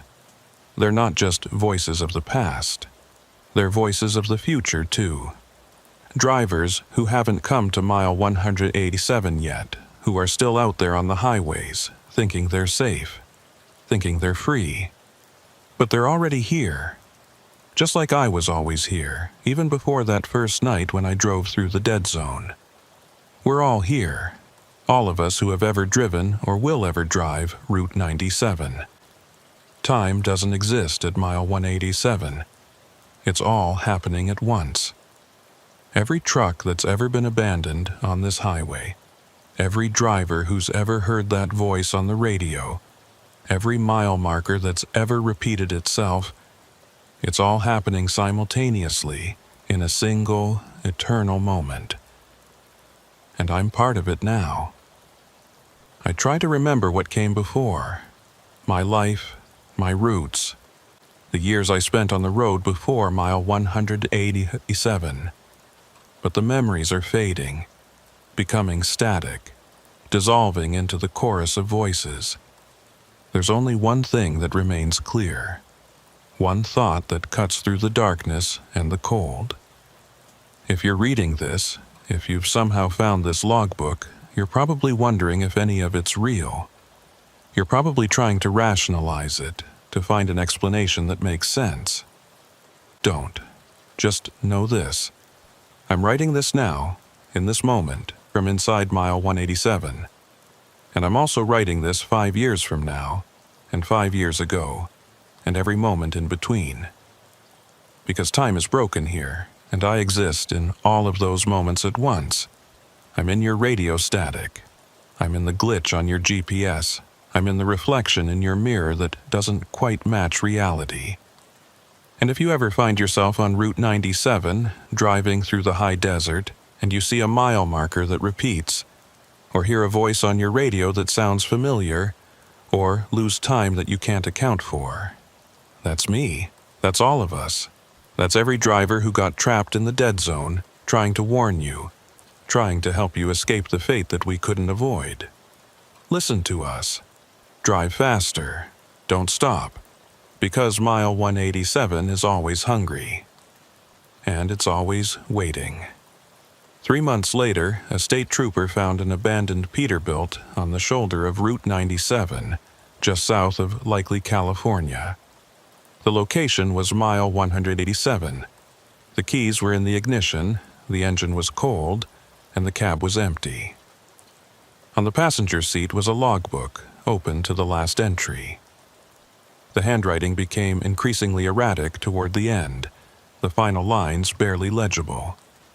The trooper filed his report and had the truck towed to an impound lot. The logbook was cataloged as evidence and stored in a box at the sheriff's office. No one ever claimed the truck. The driver, Mason Briggs, was never found. His dispatcher reported that the last time anyone had heard from him was 3 months earlier, when he'd called to request time off. Cell phone records showed that his phone had been in the area of Route 97 around the time of his disappearance, but there were gaps in the data. Periods where his phone had no signal at all, dead zones that lasted for hours. The investigation was eventually closed due to lack of evidence. The sheriff's department concluded that Mason Briggs had probably wandered off into the desert and died of exposure, though they couldn't explain why he would have left his truck or where he might have been going. The logbook stayed in that evidence box for 2 years before it was finally cleared out during a records purge. Someone, no one remembers who, threw it in the trash. But if you're a trucker, if you drive the long hauls through the empty places, you might hear the story. You might hear about mile 187, about the dead zone on Route 97, about the drivers who disappeared. Most people don't believe it. They say it's just an urban legend, a story truckers tell each other to pass the time on long drives. But sometimes, late at night, when you're driving through the desert with nothing but the road ahead and the darkness behind, your radio might pick up something. A voice in the static, barely audible, but unmistakably there. Mile 187. And if you check your GPS just for a second, you might see your position jump. You might see yourself standing on Route 97, at a location you've never been to, in a moment that hasn't happened yet. Or maybe it's happening right now. Maybe it's always been happening. Maybe you've always been at mile 187, and you just didn't know it yet. The trucker who found this logbook, who took the time to read it, who's reading these final words right now, you're already there. You're already part of it. Welcome home. Mile 187, we've been waiting for you.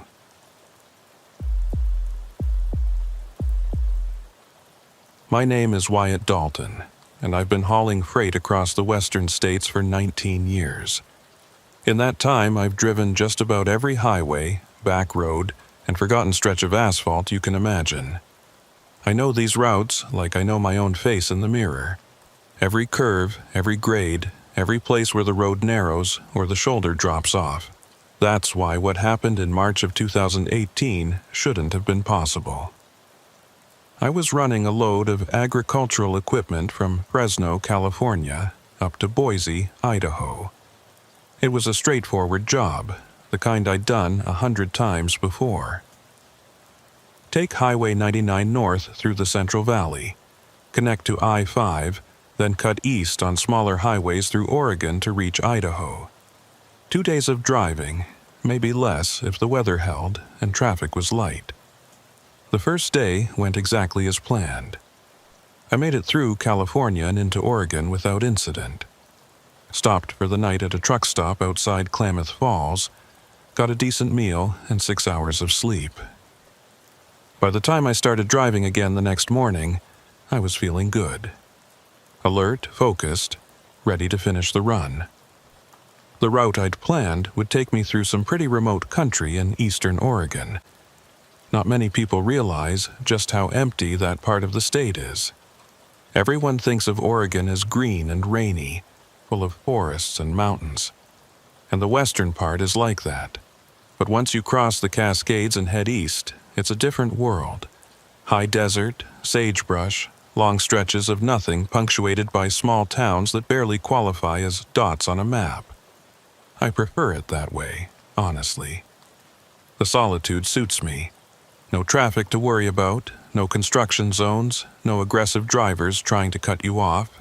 Just you, the truck, and the road stretching out to the horizon. I left Klamath Falls around 6 in the morning, just as the sun was coming up. The air was cold but clear, the sky that pale blue that promises good weather. I grabbed coffee and a breakfast burrito at a gas station and headed east on Highway 140. The first few hours were uneventful. The landscape gradually changed from the pine forests around Klamath Falls to the more arid terrain of the high desert. The road rose and fell with the contours of the land, passing through valleys and over ridges. Traffic was light, just the occasional car or pickup truck going the opposite direction. Around 9 in the morning, I was approaching the tiny town of Lakeview. I'd been through it before, knew there wasn't much there. A few gas stations, a couple of diners, maybe 1,000 people total. I wasn't planning to stop, but I checked my fuel gauge out of habit. 3/4 full. Plenty to make it to my next planned stop in Burns, another 100 miles or so to the north. I passed through Lakeview without incident and continued north on Highway 395. The road here was straight and flat, cutting through an ancient lake bed that had dried up thousands of years ago. To the east, I could see the Warner Mountains rising up from the desert floor. To the west, more desert, more emptiness. I had the radio on, scanning through stations. Out here, you don't get much. A country station from somewhere in Nevada, fading in and out. A religious station broadcasting from God knows where. Mostly just static. I eventually gave up and turned it off, content to drive in silence.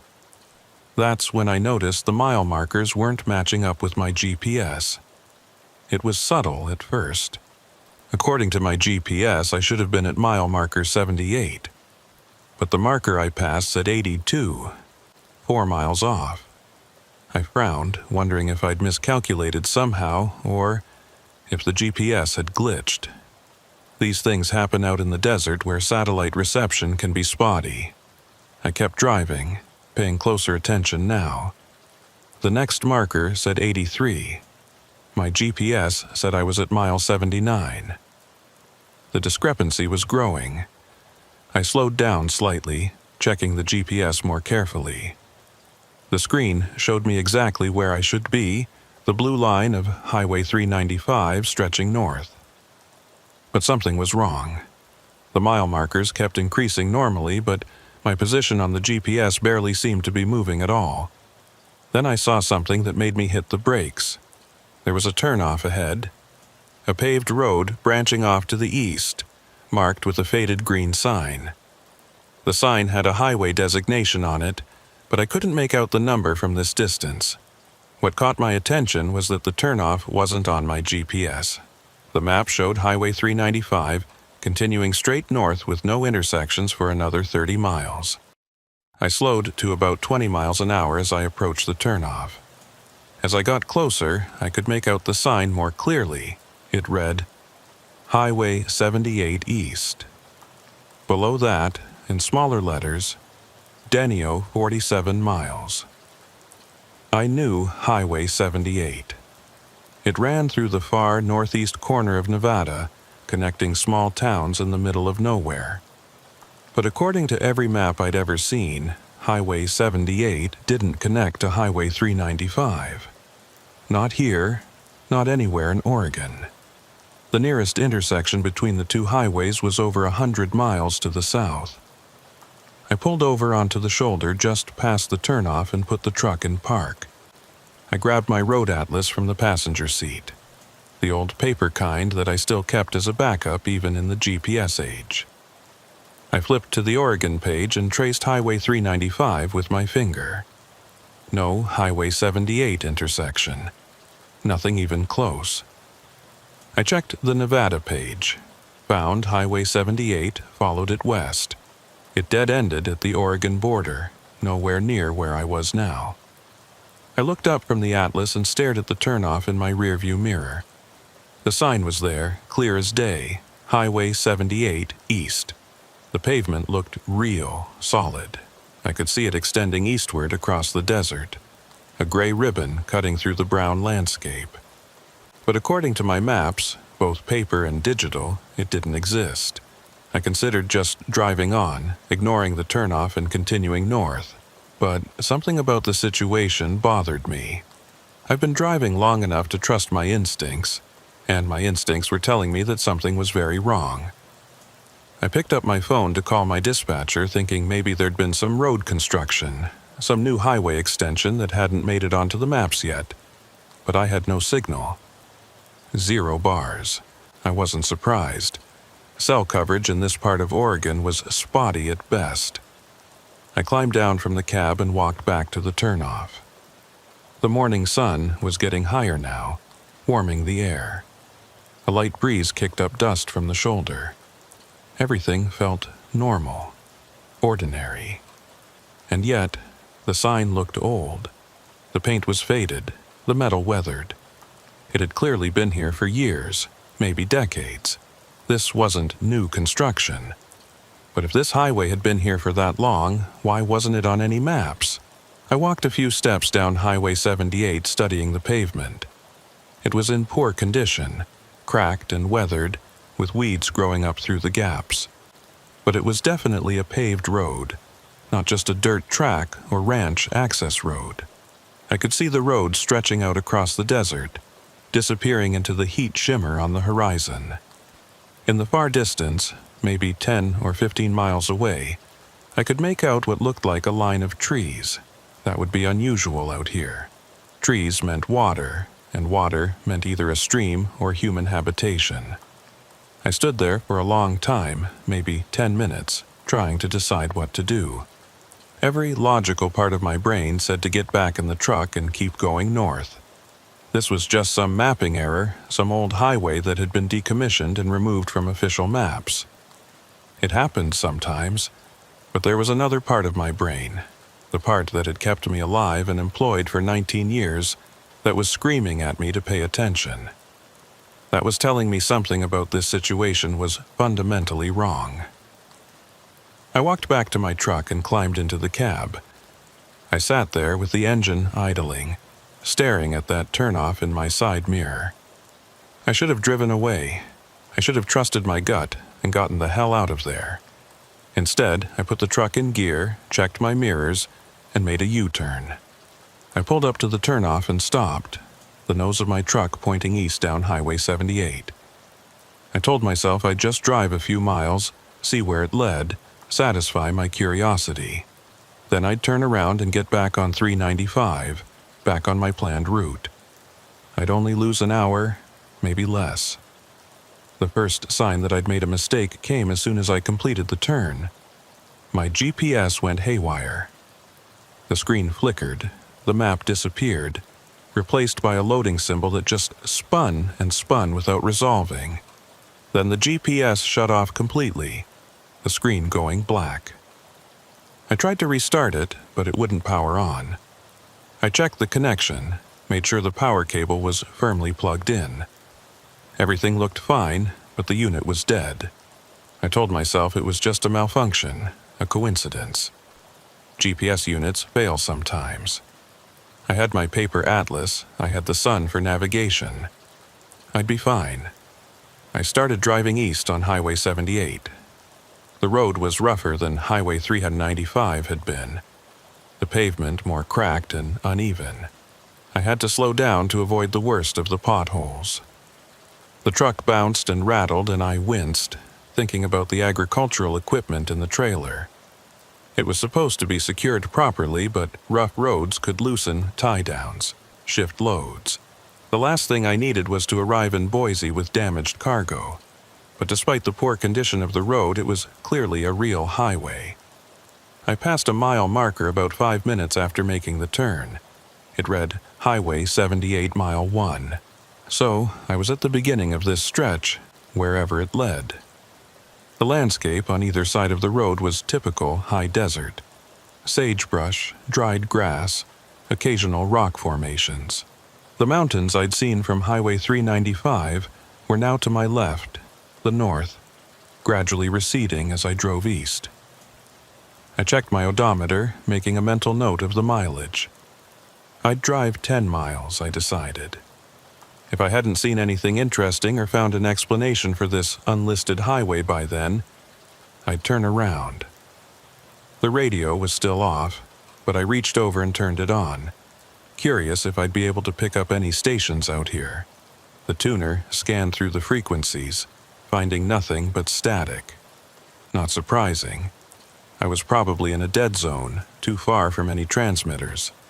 But then, just as the tuner was about to cycle back to the beginning, it caught something. A voice, faint and distorted, speaking words I couldn't quite make out.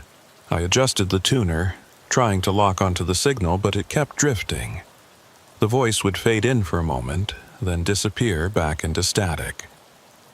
I couldn't tell if it was a radio station or a CB transmission or something else entirely.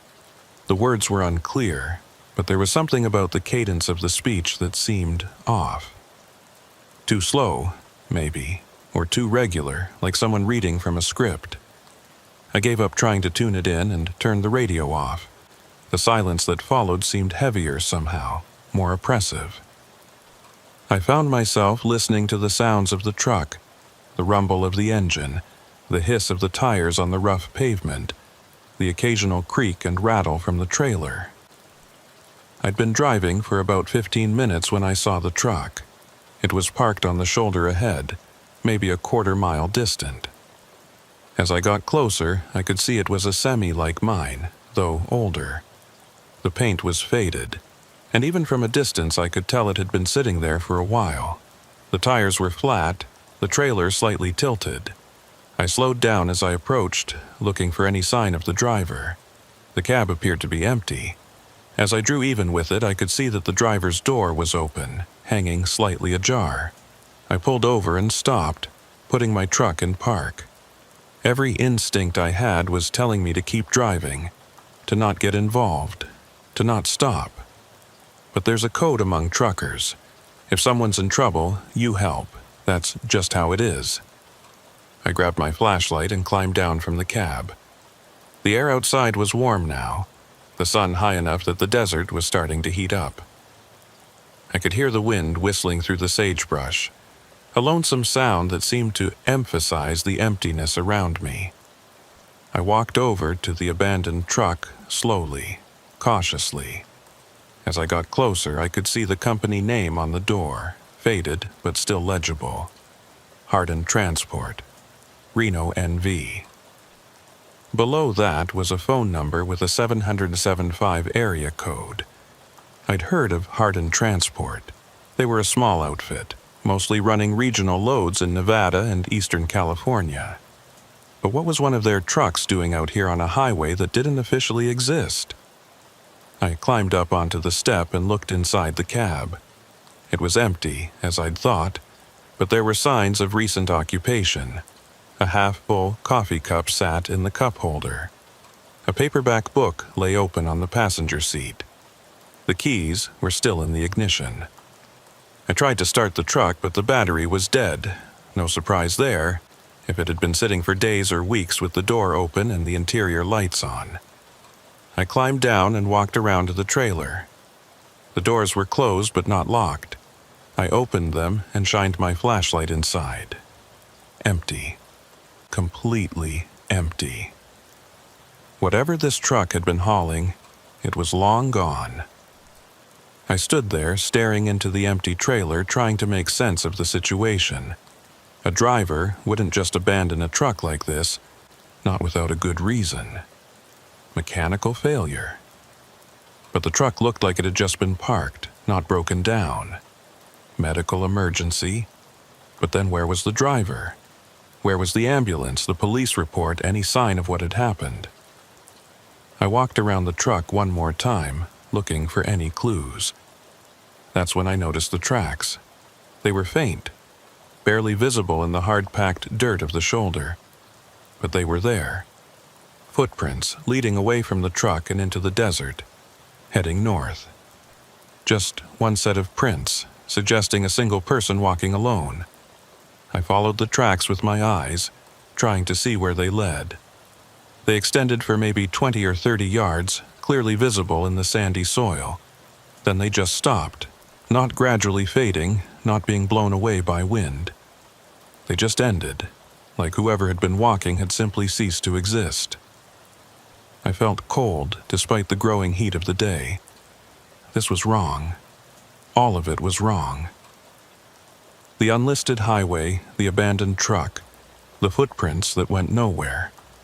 I should have left right then. I should have gotten back in my truck, turned around, and driven back to Highway 395 as fast as I could. But I was committed now, too deep into the mystery to just walk away. I pulled out my phone, thinking maybe I'd gotten into cell range.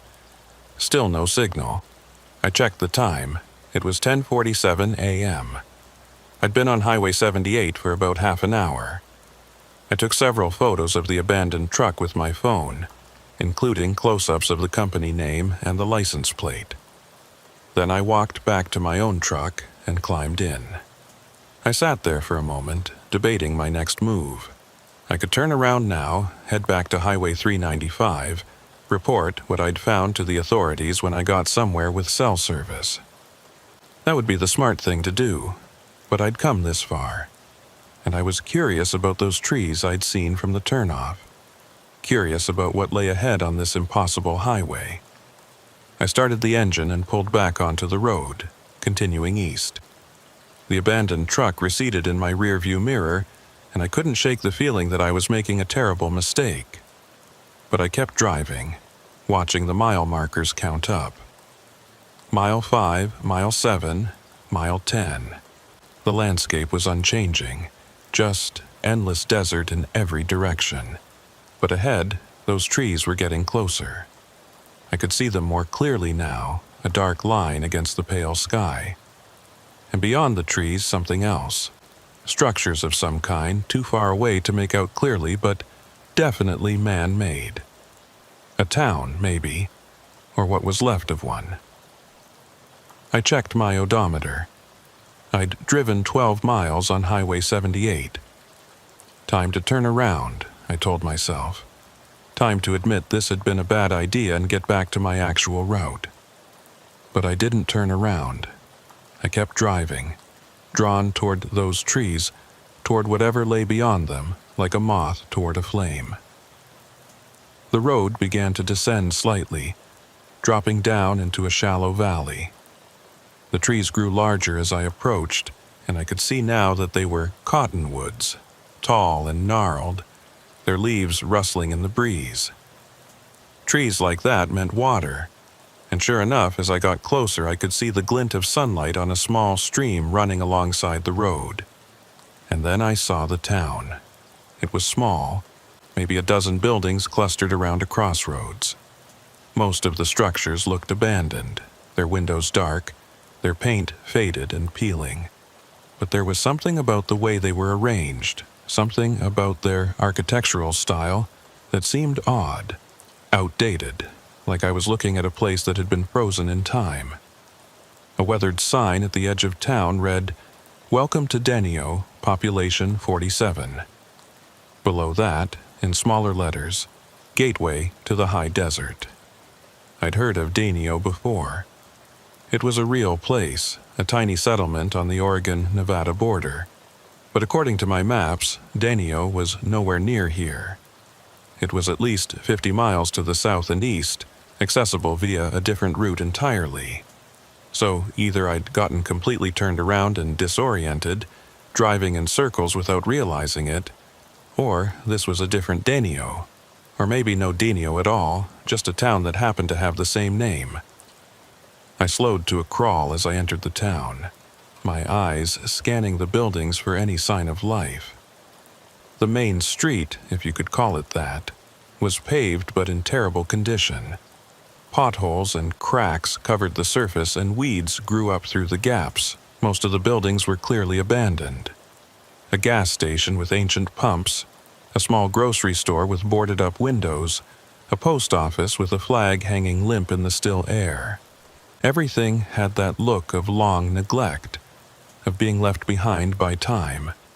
But then I saw something that made me stop the truck completely. There was a diner on the corner, a small building with a faded sign reading Desert Rose Cafe. And in the window, I could see lights, dim and flickering, but definitely on. Someone was here. I pulled into the dirt parking lot in front of the diner and turned off the engine.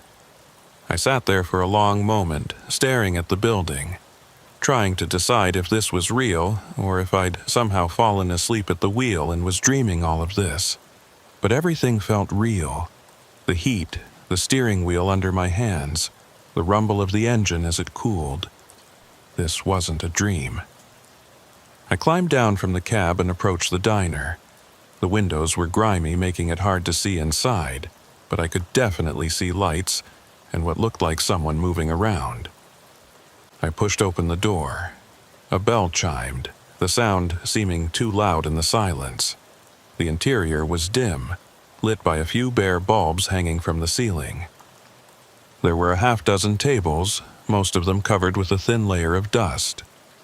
Behind a counter at the back, I could see a kitchen area, and standing behind the counter was a woman. She was maybe 60 years old, with gray hair pulled back in a bun. She wore a faded waitress uniform, and she was wiping down the counter with a rag. When I entered, she looked up and smiled, like she'd been expecting me. "Welcome, honey," she said. Her voice was warm, friendly, utterly normal. "You must be hungry after that long drive." I just stood there trying to process what I was seeing. After all the strangeness of the morning, after the impossible highway and the abandoned truck and the town that shouldn't be here, I'd walked into what appeared to be a normal, functioning diner. Yeah, I managed. "I could eat." She gestured to one of the tables. "Have a seat. I'll bring you some coffee." I sat down, still half convinced I was hallucinating.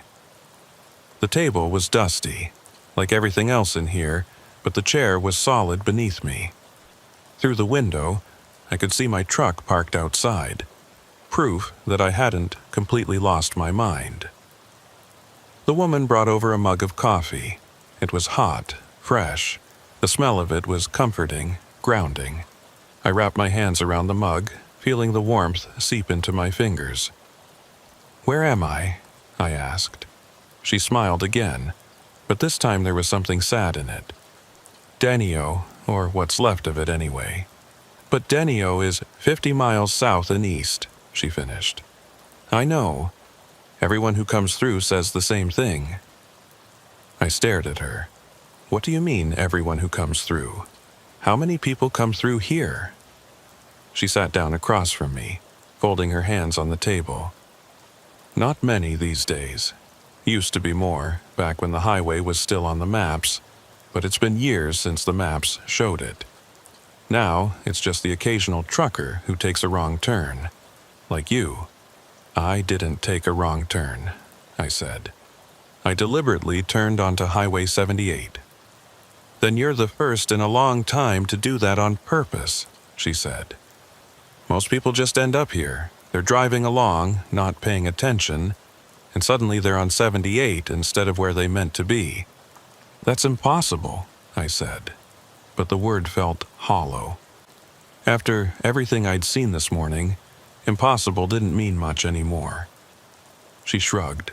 "Call it what you want. I just know what I've seen. People come through, they're confused, they ask questions I can't answer. Then they leave, and I never see them again." "What about that other truck?" I asked. "The abandoned one about 10 miles back. Do you know anything about that?" Her expression darkened. "That driver came through about 3 weeks ago. Young guy, maybe 30. He stopped here, ate a meal, asked the same questions you're asking. I told him to turn around, to go back the way he came, but he didn't listen. He wanted to see where the highway went, wanted to follow it all the way to the end. And and he never came back. His truck turned up empty a few days later, right where you saw it. I felt my stomach tighten. What happened to him? I don't know, she said quietly. No one knows. That's the thing about Highway 78, people disappear here. Not all of them, but enough that you learn to be careful. Enough that you learn not to ask too many questions. I sat back in my chair, trying to process this. Why do you stay here? If this place is dangerous, if people disappear, why haven't you left? She was quiet for a long moment. Finally, she said, Because I can't. None of us can. We're part of this place now, just like it's part of us. None of you? There are others. A few, scattered around town. We keep to ourselves mostly, but we're here.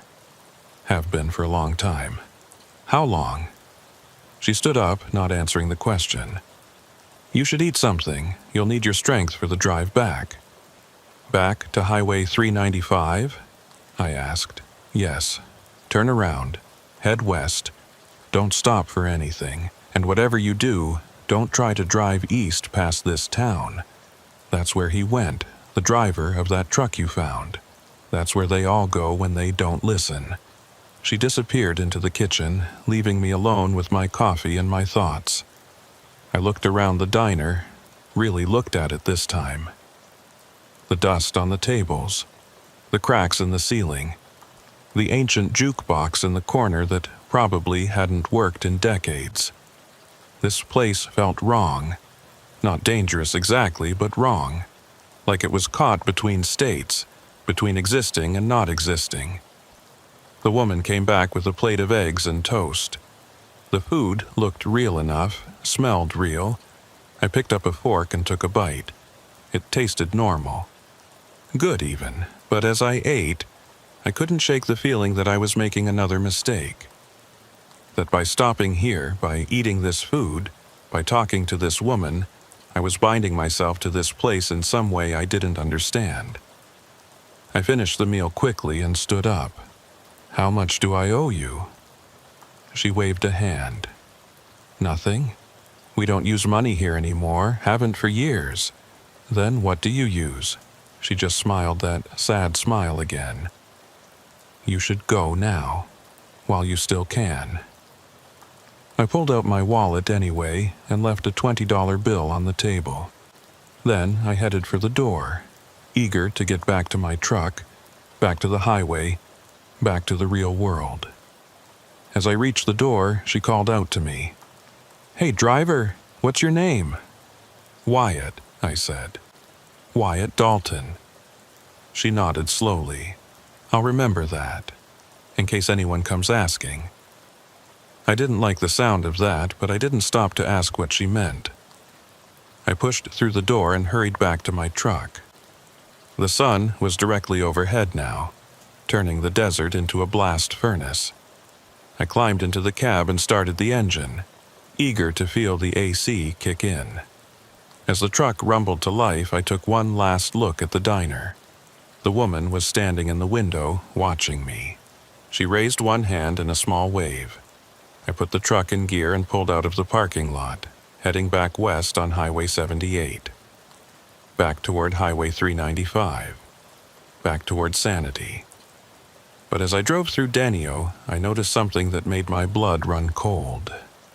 The population sign at the edge of town had changed. It now read, Population 48. I drove west on Highway 78 for exactly 47 minutes before I realized I wasn't going to make it back to Highway 395. The first sign of trouble came when I checked my odometer. I'd been driving for almost an hour, and I'd covered about 50 miles according to the gauge. That should have put me well past the Highway 395 junction, back in familiar territory. But there was no junction. The road just kept extending west through the desert, straight and empty, with no sign of the turnoff I'd used to get here. I kept my speed steady at 60, not wanting to rush, but not wanting to waste fuel either. The landscape on both sides of the road looked identical to what I'd seen on the drive in. Same sagebrush, same scattered rocks, same mountains in the distance. But something about it felt copied, like I was looking at a photograph of the desert rather than the desert itself. The shadows weren't falling quite right. The sun was in the wrong position for this time of day, and there was no wind, I realized.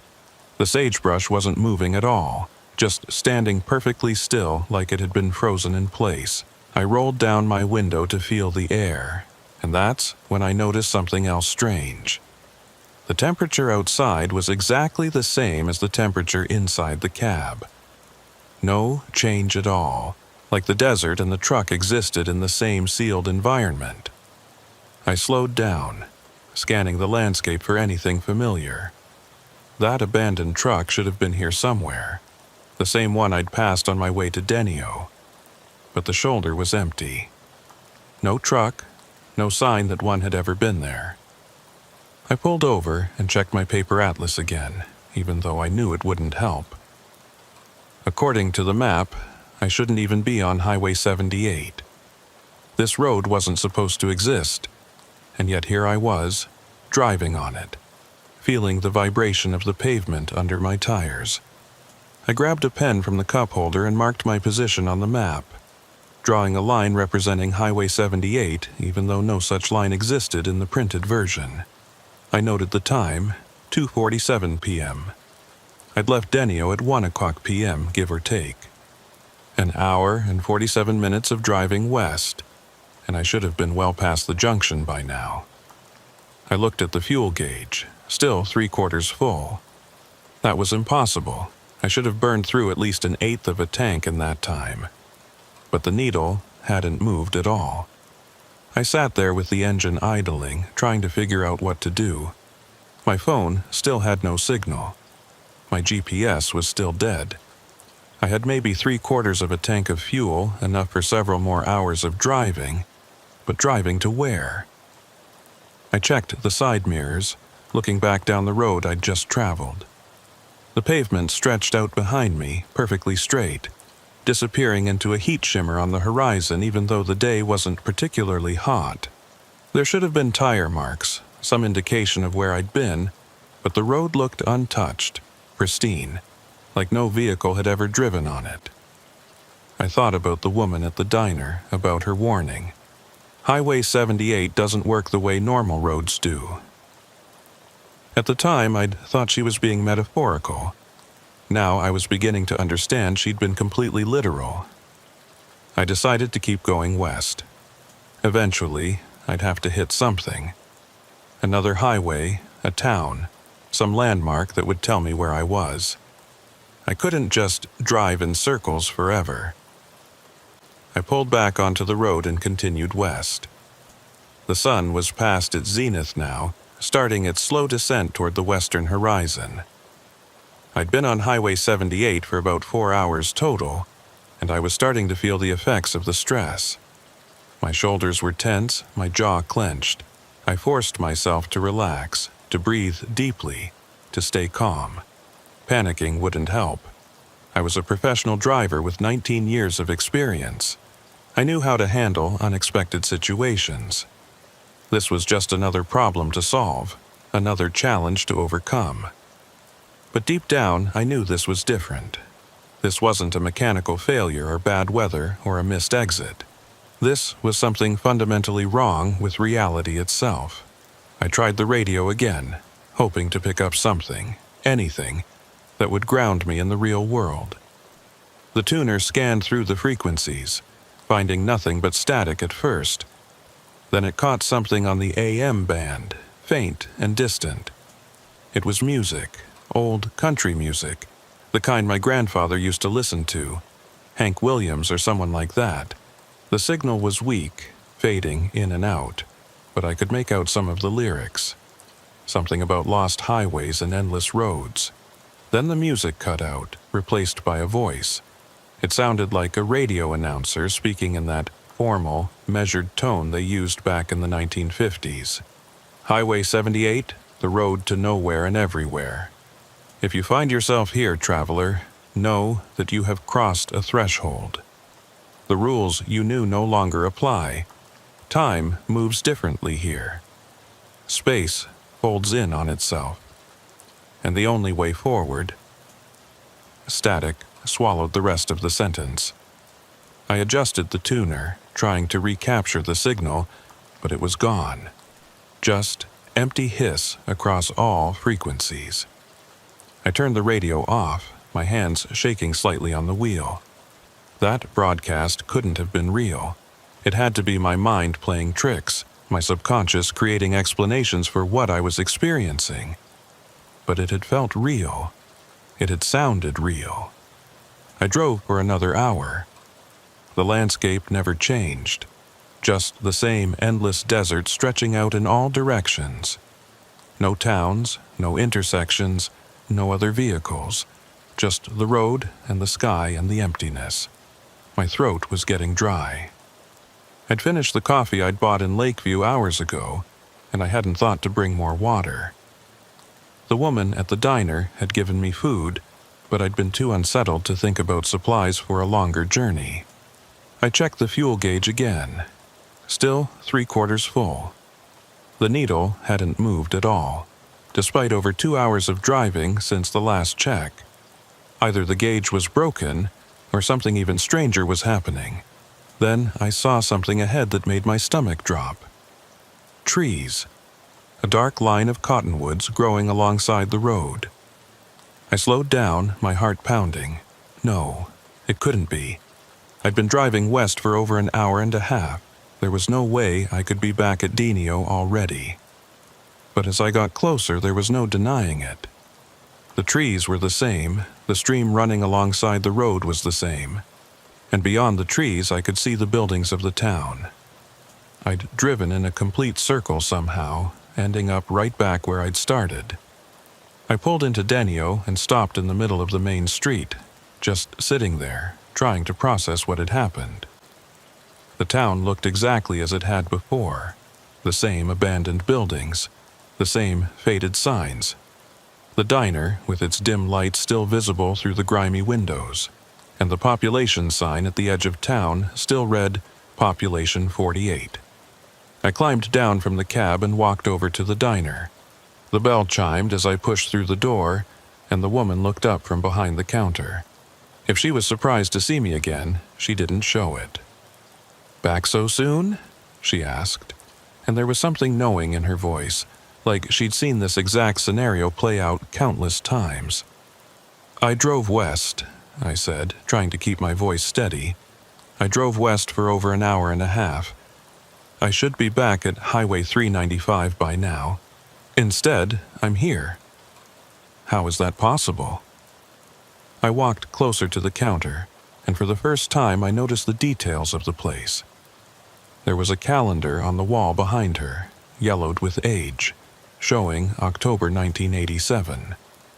The coffee pot on the warmer looked like it had been sitting there for decades, the liquid inside thick and dark.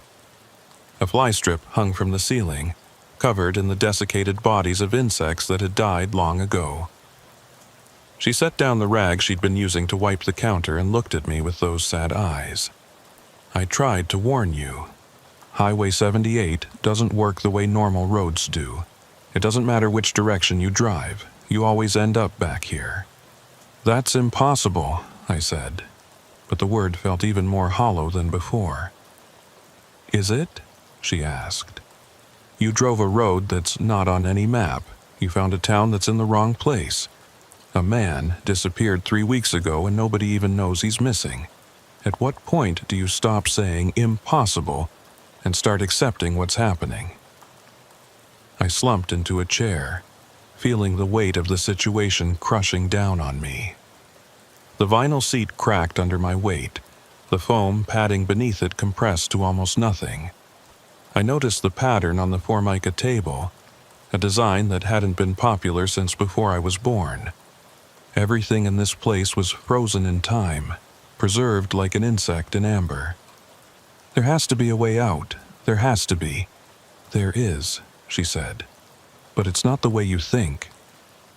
I looked up at her. "What do you mean?" She came around the counter and sat down across from me, her movements slow and deliberate. Up close, I could see more details. The waitress uniform she wore was authentic vintage, not a reproduction.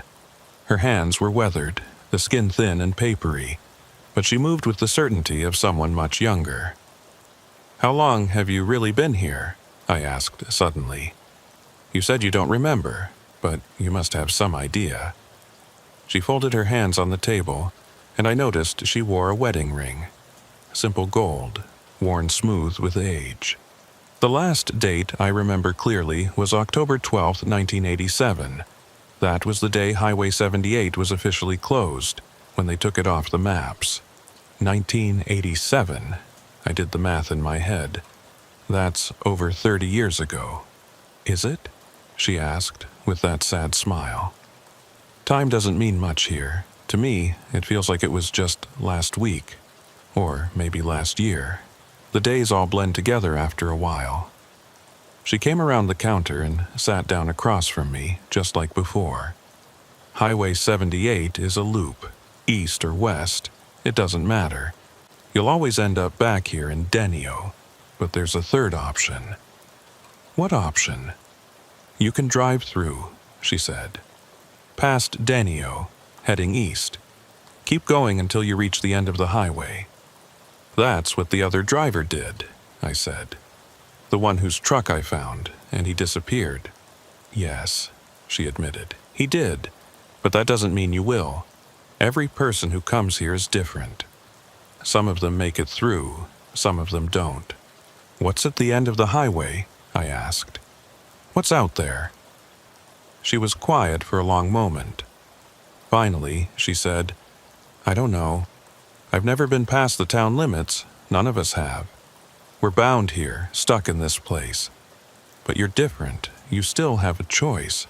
"Some choice," I muttered. "Drive in circles forever or risk disappearing like that other driver." "There's a third option," she said again.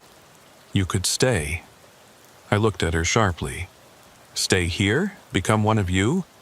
"It's not the worst fate," she said. "It's quiet here, safe in its way. No bills to pay, no schedules to keep, no worries about the future because there is no future. Just an endless present, day after day, unchanging." "That sounds like hell," I said. She smiled sadly. "Maybe. Or maybe it's just different. Maybe it's what you make of it." I stood up, shaking my head. "I'm not staying here. There has to be a way out, a real way out. I just need to figure out what it is." "Then you'd better figure it out soon," she said. "Because the longer you stay on Highway 78, the harder it gets to leave. Ask anyone in this town. They all thought they'd find a way out eventually. Now, they can't even remember what it was like to be anywhere else." I left the diner and walked back to my truck, my mind racing. I needed to think this through logically. There was a pattern here, rules that governed how this place worked. I just needed to understand them. I climbed into the cab and pulled out my logbook.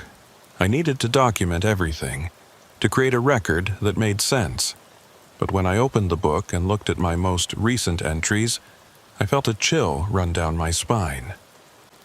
According to my logbook, I'd left Klamath Falls yesterday morning. But that couldn't be right. I'd left this morning, just a few hours ago.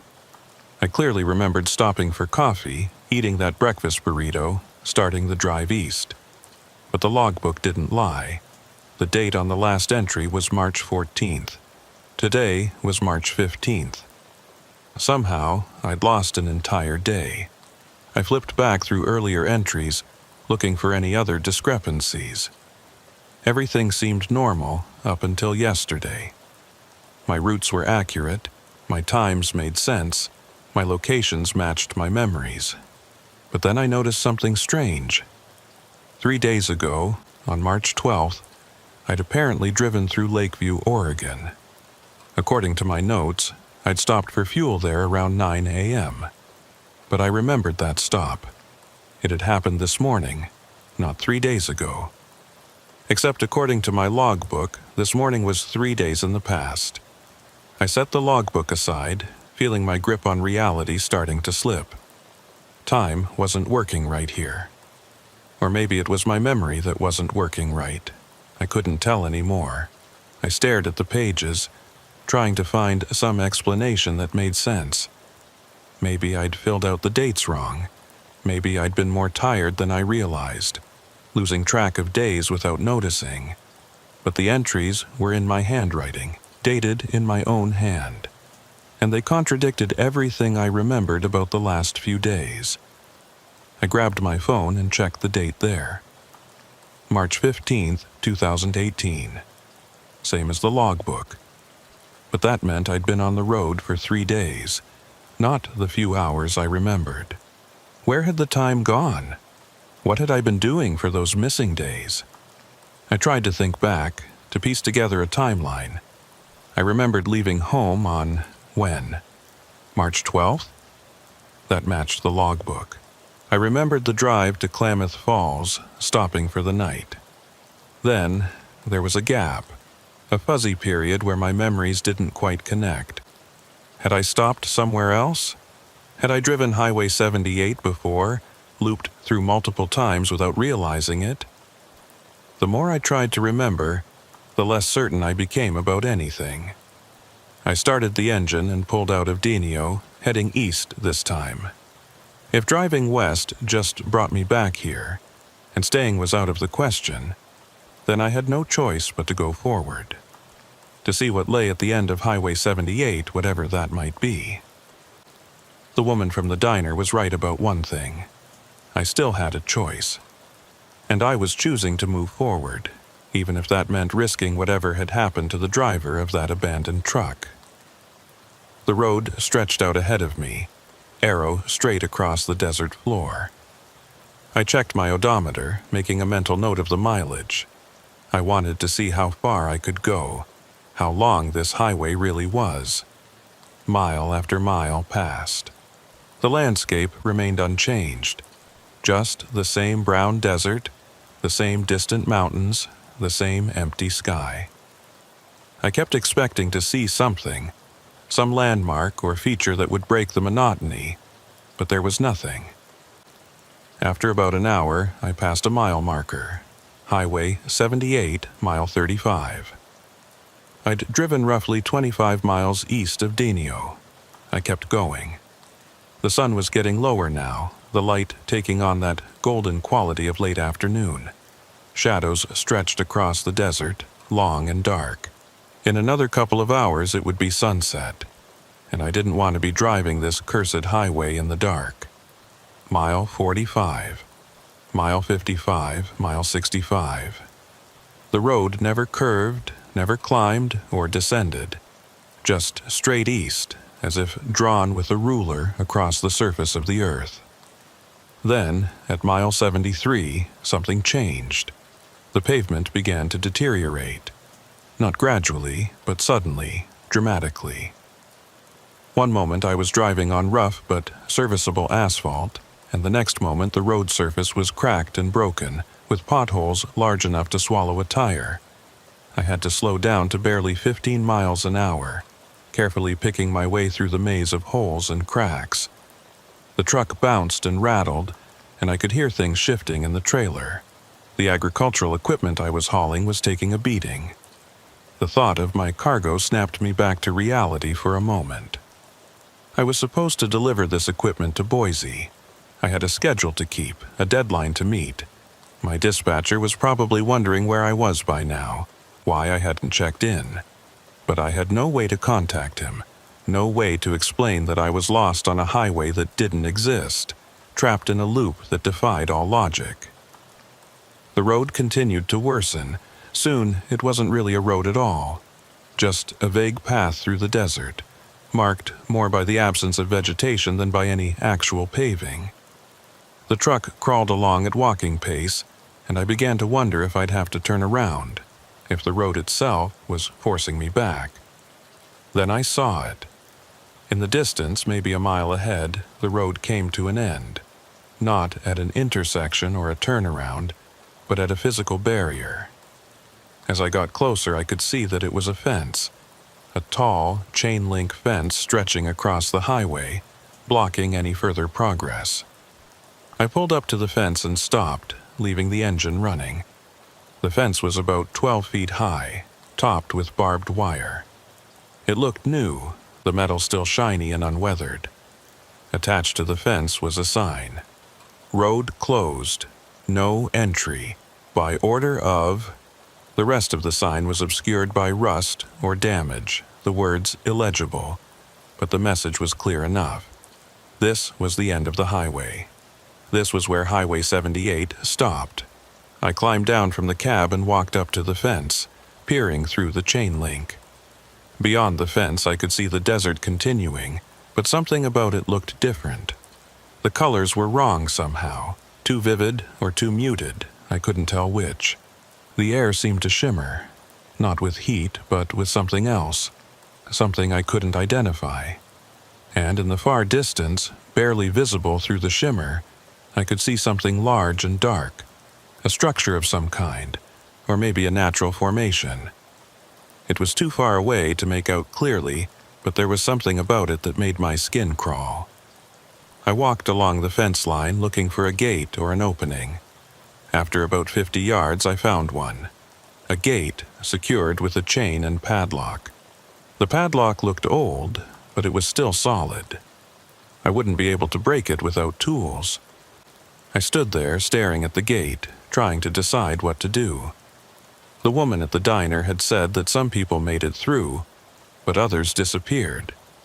Was this where they disappeared? Beyond this fence, and whatever lay in that shimmer on the horizon. I pulled out my phone to check the time, and I was shocked to see that I had signal. Just one bar, but it was there. Quickly, before it disappeared again, I tried to call my dispatcher. The call connected. It rang twice, then 3 times. Then someone picked up. "Hello?" It was my dispatcher's voice, but there was something wrong with it. It sounded distant, distorted, like he was speaking through water. "Hey, it's Wyatt," I said. "I know I'm late, but something's happened. I got turned around on..." "Wyatt?" The voice on the other end sounded confused. "Wyatt Dalton?" "Yeah, who else would it be?" There was a long pause, then, "Wyatt, where are you calling from?" "I'm in Eastern Oregon, somewhere near..." "Wyatt," the voice interrupted. "This is Jim Henderson. Your dispatcher was Mike Ross. Mike died 2 years ago." I felt the phone slip from my numb fingers. It hit the ground with a crack, the screen shattering, but I barely noticed. My mind was reeling, trying to process what I'd just heard. 2 years? That was impossible. I'd talked to Mike just a few days ago. He'd given me this job, this route, these instructions, unless he hadn't. Unless my memory was wrong. Unless time on Highway 78 didn't match time in the real world. I picked up the phone with shaking hands. The screen was cracked, but it was still working. The call had disconnected, but I could see the date displayed at the top of the screen. March 15th, 2020. 2 years after I'd supposedly left Klamath Falls. 2 years I couldn't account for. 2 years that had somehow passed while I was driving this impossible highway. I staggered back to my truck and climbed into the cab, my mind in chaos. This wasn't just a spatial anomaly anymore. It was temporal, too. Time moved differently on Highway 78, or maybe it didn't move at all. Maybe I'd been driving in circles for 2 years, looping back to Denio over and over, thinking it was the same day. I looked at my logbook again, flipping through the pages with trembling hands. The entries all looked recent to me, but the dates jumped around wildly. March 12th, 2018. March 14th, 2019. March 15th, 2020. Back to March 13th, 2018. I'd been trapped on this highway for 2 years, experiencing the same few days over and over again. never aging, never moving forward. Just stuck in an endless loop. The woman at the diner had said people couldn't leave once they'd been here long enough. Now I understood why. It wasn't that they couldn't physically leave. It was that they'd lost so much time, they had nothing to go back to. Their jobs would be gone, their families would have moved on, their entire lives would have continued without them. I sat there in the cab of my truck, parked at the end of Highway 78, and I realized I had a choice to make. I could try to go back, drive west to Denio, then somehow find a way to break the loop and return to Highway 395, to the real world. But what would I be returning to? What was left of my life after 2 years? Or I could stay here, accept what had happened, and make a new life in Denio, with the other people who'd gotten trapped here. The woman at the diner had said it wasn't the worst fate. Maybe she was right.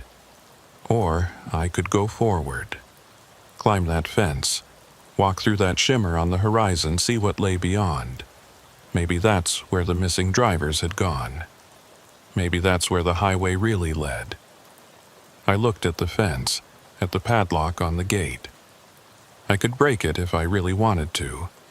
I had tools in the truck, a tire iron that would make short work of that old lock. The question was, did I want to? Did I want to see what was beyond that fence, beyond that shimmer? Or was ignorance, in this case, the better choice? I sat there as the sun sank lower in the sky, turning the desert orange and red and purple. The shimmer beyond the fence seemed to intensify in the fading light, pulsing with colors I didn't have names for. And somewhere in the back of my mind, I heard a voice. Not the radio, not any external sound, just a voice in my thoughts, speaking words I couldn't quite understand. Come forward, complete the journey, see what lies beyond. I put my hand on the door handle, ready to climb down, ready to break that lock and walk through that gate. But something stopped me, some last vestige of self-preservation, some instinct that told me that once I went through that fence, there would be no coming back. Not to Denio, not to Highway 395, not to anywhere in the world I knew. I took my hand off the door handle and put the truck in reverse. Slowly, carefully, I backed away from the fence, turned around, and started driving west. Back toward Denio, back toward the loop, back toward the only thing I had left. As I drove, I noticed something in my rearview mirror. The fence was gone. The end of the highway had simply vanished, replaced by more road stretching endlessly east. It was like it had never been there at all, like I'd never been there at all. I made it back to Denio just as the sun was setting. The town looked different in the dim light, the shadows deeper, the buildings more skeletal. I pulled into the parking lot of the diner and turned off the engine. The woman was still there, visible through the window, still wiping down that same counter. I wondered if she'd been doing that all day, or if time worked differently for her too, if maybe only seconds had passed from her perspective while I'd been gone for hours. I sat in my truck for a long time, watching the last of the daylight fade from the sky. Stars began to appear, more stars than I'd ever seen before. Out here, far from any cities, the night sky was a river of light. I should have been exhausted. I'd been driving all day, dealing with stress and fear and the mind-bending impossibility of this place. But I felt alert, wired, like I'd been pumped full of adrenaline. Finally, I climbed down from the cab and went into the diner. The bell chimed, and the woman looked up. "You went to the fence," she said. It wasn't a question. "How did you know?" "Everyone goes to the fence eventually. Everyone who drives east." She set down her rag and came around the counter. "Did you go through?" "No," I said. "I came back." She nodded, like she'd expected that answer. "Smart. Most people who go through don't come back." "Most? So some do come back?" A few, she said. Not many, and the ones who do come back. She trailed off, her expression troubled. What about them? They're different, changed. Like they've seen something they shouldn't have seen, learned something they shouldn't know. They don't stay long. Usually just pass through town and keep driving west. I don't know where they end up. I sat down at one of the tables, suddenly feeling the weight of exhaustion hit me. I don't understand any of this. The loop, the fence, the time jumps. What is this place? You want the truth? She asked. Or do you want a comforting lie? The truth. She sat down across from me, folding her hands on the table. In the dim light, she looked older than I'd first thought, her face lined with years of weariness. Highway 78 is a mistake, she said, an error in the world. There are places like this scattered around, thin spots where reality doesn't quite hold together right. Most of them are small, barely noticeable.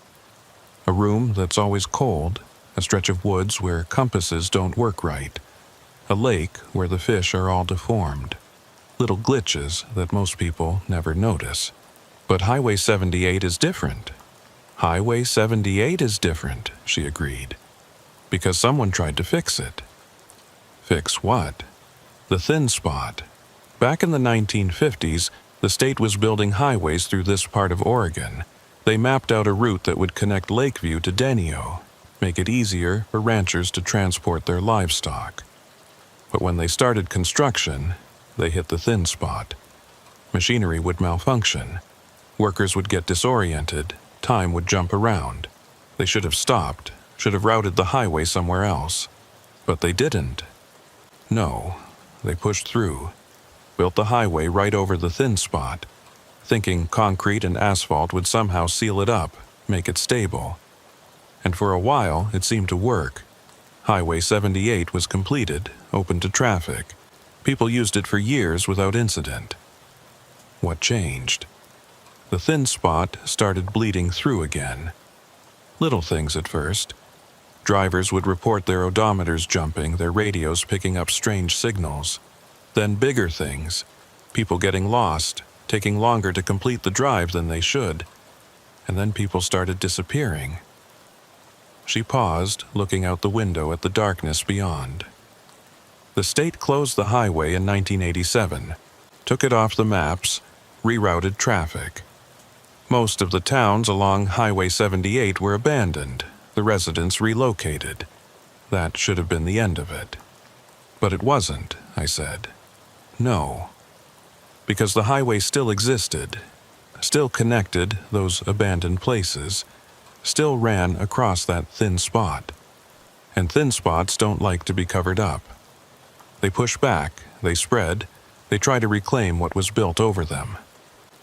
Highway 78 started appearing on its own, connecting to other roads, drawing people in, like it was hungry for travelers. And the people who come here, I asked, the ones like me? Most find their way out eventually. They drive in circles for a few hours or a few days. Then suddenly they're back on Highway 395, back in the real world. Their GPS glitches. Their memories are confused, but they're fine. They tell themselves it was just exhaustion, just stress playing tricks on their mind. But some don't make it out. No, she said quietly. Some don't. Some of us get stuck here, caught in the loop. And after a while, we stop trying to leave. We accept where we are. We become part of the place. How long have you been here? I asked. She smiled sadly. I don't remember anymore. Long enough that the outside world feels like a dream. Long enough that I've forgotten what it means to move forward in time instead of circling through the same days over and over. I thought about my logbook, the jumbled dates, the 2 years I'd apparently lost. How do I get out? There has to be a way. There is, she said, but it's not easy. You have to break the pattern, do something unexpected, something the highway doesn't anticipate. Like what? I don't know. It's different for everyone. Some people find their way out by refusing to drive, by sitting still until the loop breaks. Others escape by doing the opposite, driving as fast as they can without stopping. One man told me he got out by driving backwards the entire length of the highway. Did that work? He's not here anymore, so I assume it did.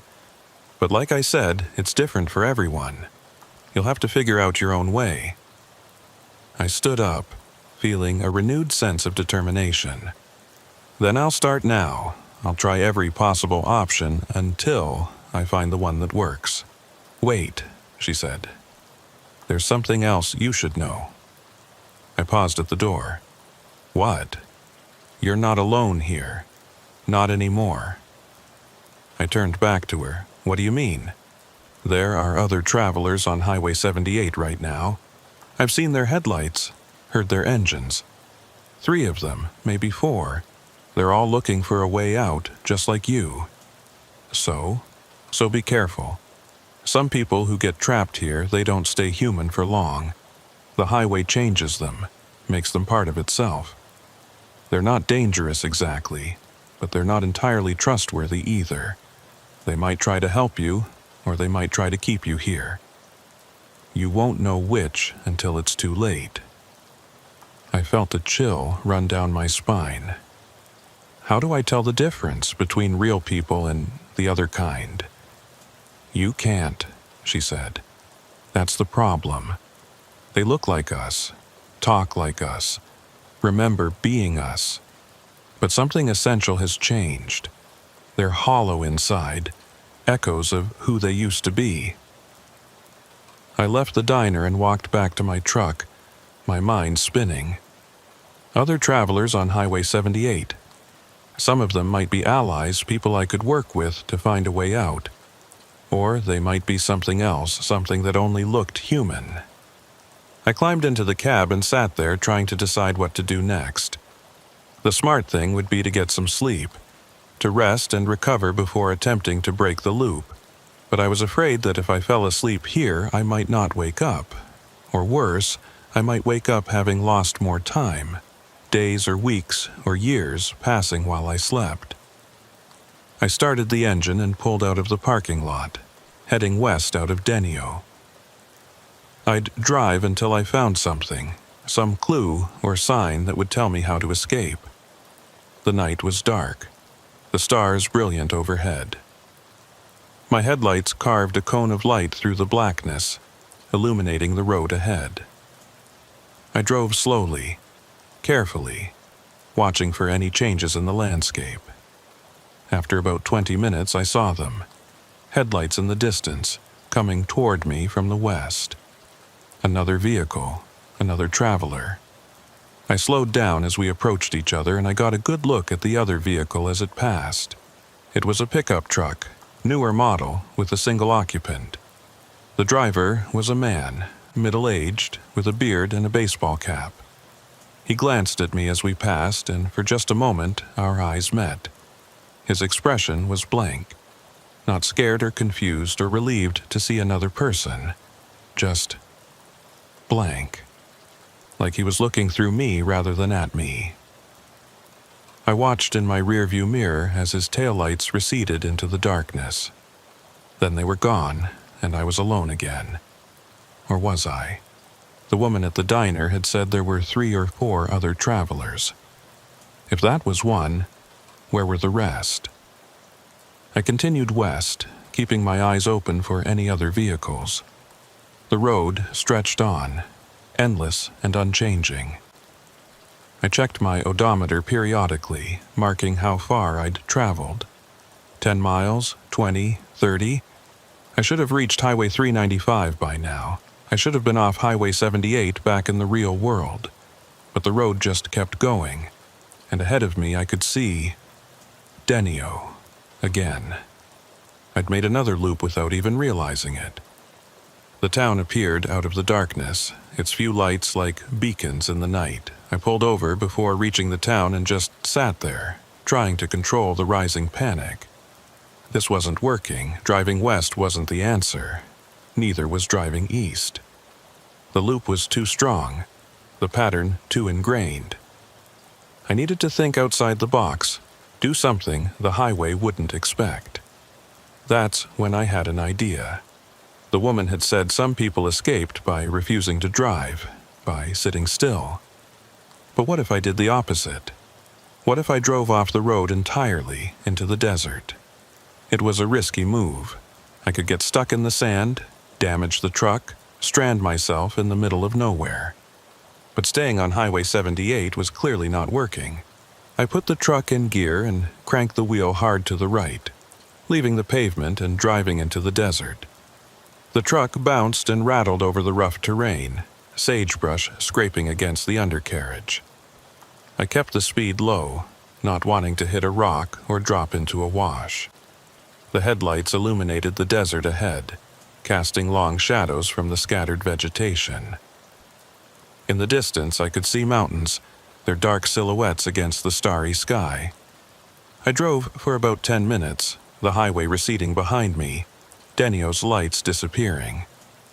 I was truly off-road now, in the middle of nowhere, guided only by the stars and my own sense of direction.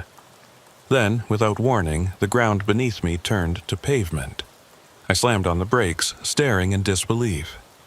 I was back on Highway 78. Somehow, despite driving perpendicular to the road, I'd ended up back on it. The highway had followed me. Or maybe I'd never left it at all. Maybe the entire desert was part of the loop, and no matter where I drove, I'd always end up back on the same stretch of road. I sat there, engine idling, trying to comprehend what had just happened. The rules of this place made no sense. Space didn't work right. Time didn't work right.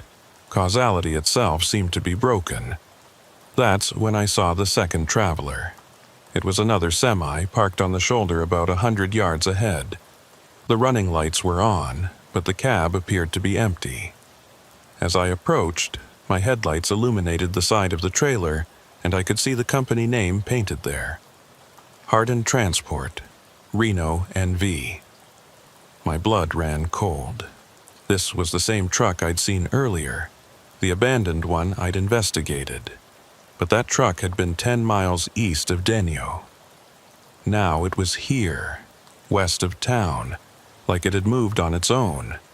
Or maybe there were multiple trucks. Maybe this was a different one from the same company. I pulled up alongside it and got out, grabbing my flashlight. I walked over to the abandoned truck and climbed up to look in the cab. Empty, just like before. Keys in the ignition, coffee cup in the holder, paperback book on the seat. Everything exactly the same. I climbed down and walked around to the trailer. The doors were closed, and when I opened them and shined my light inside, I saw what I expected. Empty, completely empty. But this time there was something else. Something I'd missed before, or maybe something that had been added since I'd last looked. There was writing on the floor of the trailer, scratched into the metal with something sharp. The letters were crude, but legible. Don't trust the others. They're not real. They want you to stay. I backed away from the trailer, my heart pounding. The driver of this truck, whoever they were, had left a warning. But warning against what? The woman at the diner had said there were other travelers, some of whom had been changed by the highway. Was this message about them? I heard an engine behind me and spun around. Another vehicle was approaching from the west, headlights cutting through the darkness. As it got closer, I could see it was the same pickup truck that had passed me earlier. The one with the blank-eyed driver. The truck slowed down and pulled over, stopping about 20 feet away. The driver's door opened and the man stepped out. He looked the same as before, middle-aged, bearded, wearing a baseball cap. But in the light of the headlights, I could see his expression more clearly. It was friendly, welcoming, too welcoming. "Hey there," he called out. "Looks like we're both lost on this crazy road. You got any idea how to get out of here?" I kept my distance, my hand resting on the door handle of my truck. I'm working on it. Yeah, me too, he said, walking closer. I've been driving for, hell, I don't even know how long anymore. Days, maybe weeks. Time's all screwed up here. But I think I'm starting to figure it out. Figure what out? The pattern, he said. The highway has a pattern, a rhythm. If you can sync up with it, match its frequency, you can slip through. Get back to the real world. How do you do that? I asked, not sure if I believed him, but curious to hear what he'd say. You have to stop fighting it, he said. Stop trying to escape. That's what keeps you trapped. The more you struggle, the tighter the loop gets. But if you relax, if you accept where you are, the highway lets you go. I thought about the woman at the diner, about how she'd said people who stayed too long stopped trying to leave. Was that what had happened to this man? Had he accepted his fate, and now he was trying to convince others to do the same? I don't think that's right, I said carefully. I think the highway wants us to accept it. That's the trap. His friendly expression didn't change, but something in his eyes hardened. You're making a mistake. Fighting it will only make things worse. Maybe, I said, but I'd rather make that mistake than give up. He stared at me for a long moment. Then he shrugged and turned back to his truck. Suit yourself, but when you've been here as long as I have, you'll understand. He climbed back into his pickup and drove away, heading west toward Denio. I watched his taillights disappear, then turned back to the abandoned Hardin transport truck. The writing on the trailer floor had been right. Don't trust the others. That man, whoever he was, had been changed by Highway 78. He was part of the loop now, trying to bring others into it.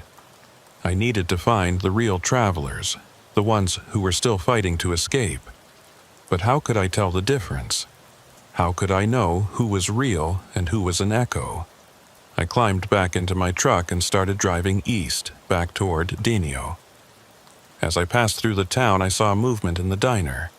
The woman was still there, still wiping that counter. I didn't stop. On the other side of town, I saw another vehicle parked on the shoulder. It was a sedan, older model, with out-of-state plates. Someone was sitting in the driver's seat, and as I passed, they waved at me. I kept driving, not sure if I should stop or not. But then I noticed something. The person in the sedan had waved with their left hand. Their right arm wasn't visible, like it might be injured or missing. I hit the brakes and backed up until I was alongside the sedan. I rolled down my window, and the other driver did the same. It was a woman, maybe 40 years old, with short, dark hair and glasses. She looked tired but alert, her eyes sharp and focused. "Thank God," she said. "I thought I was the only real person left here." "Real person?" I asked. "Yeah," she said. "As opposed to I don't know what to call them. The echoes? The copies? There are things here that look like people but aren't. I've learned to spot them after a while. How? Little things. They don't blink enough. They always smile, even when there's nothing to smile about. And they all say the same things, try to convince you to stop fighting, to accept where you are." I thought about the man in the pickup truck. I think I met one of them. Then you're lucky you didn't listen. I've seen what happens to people who accept this place. They fade, bit by bit, until there's nothing left of who they used to be. "How long have you been here?" I asked. 3 days, she said. At least I think it's been 3 days. It's hard to tell, but I've been keeping track, marking time, trying to stay grounded in reality. 3 days. In Highway 78 terms, that could mean anything. But she seemed lucid, focused, more human than anyone else I'd met here. "I'm Wyatt," I said. "Lauren," she replied. "Lauren Hayes. And before you ask, yes, I've tried everything I can think of to get out of here. Driving east, driving west, driving off-road, sitting still, going fast, going slow, nothing works. There has to be a way, I said. People have escaped before. If they have, they didn't leave instructions, she said bitterly. I'm starting to think the only way out is to be chosen, like the highway decides who gets to leave and who doesn't. I didn't want to believe that, but I was running out of other explanations. What if we worked together? Two people might be able to find something one person would miss. She considered this, then nodded. Okay, but we need to establish some ground rules. First, we don't split up.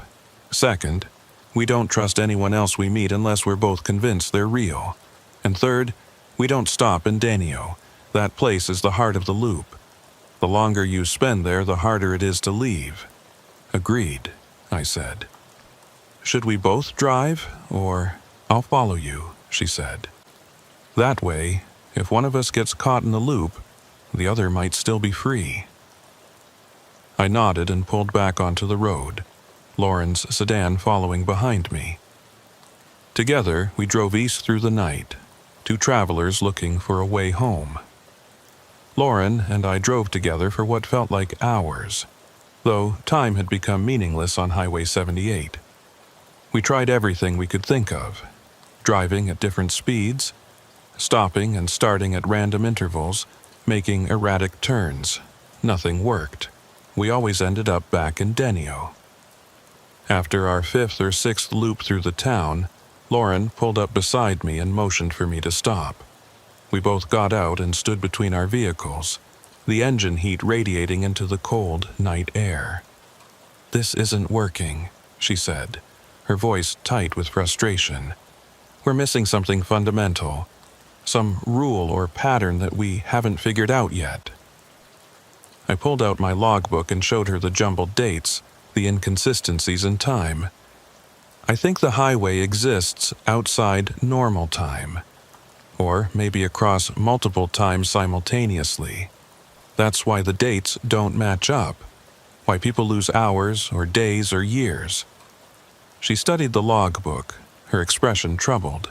If that's true, then maybe the way out isn't through space at all. Maybe it's through time. "What do you mean?" "Think about it," she said. "Every time we drive the loop, we experience it as a continuous journey. But what if it's not?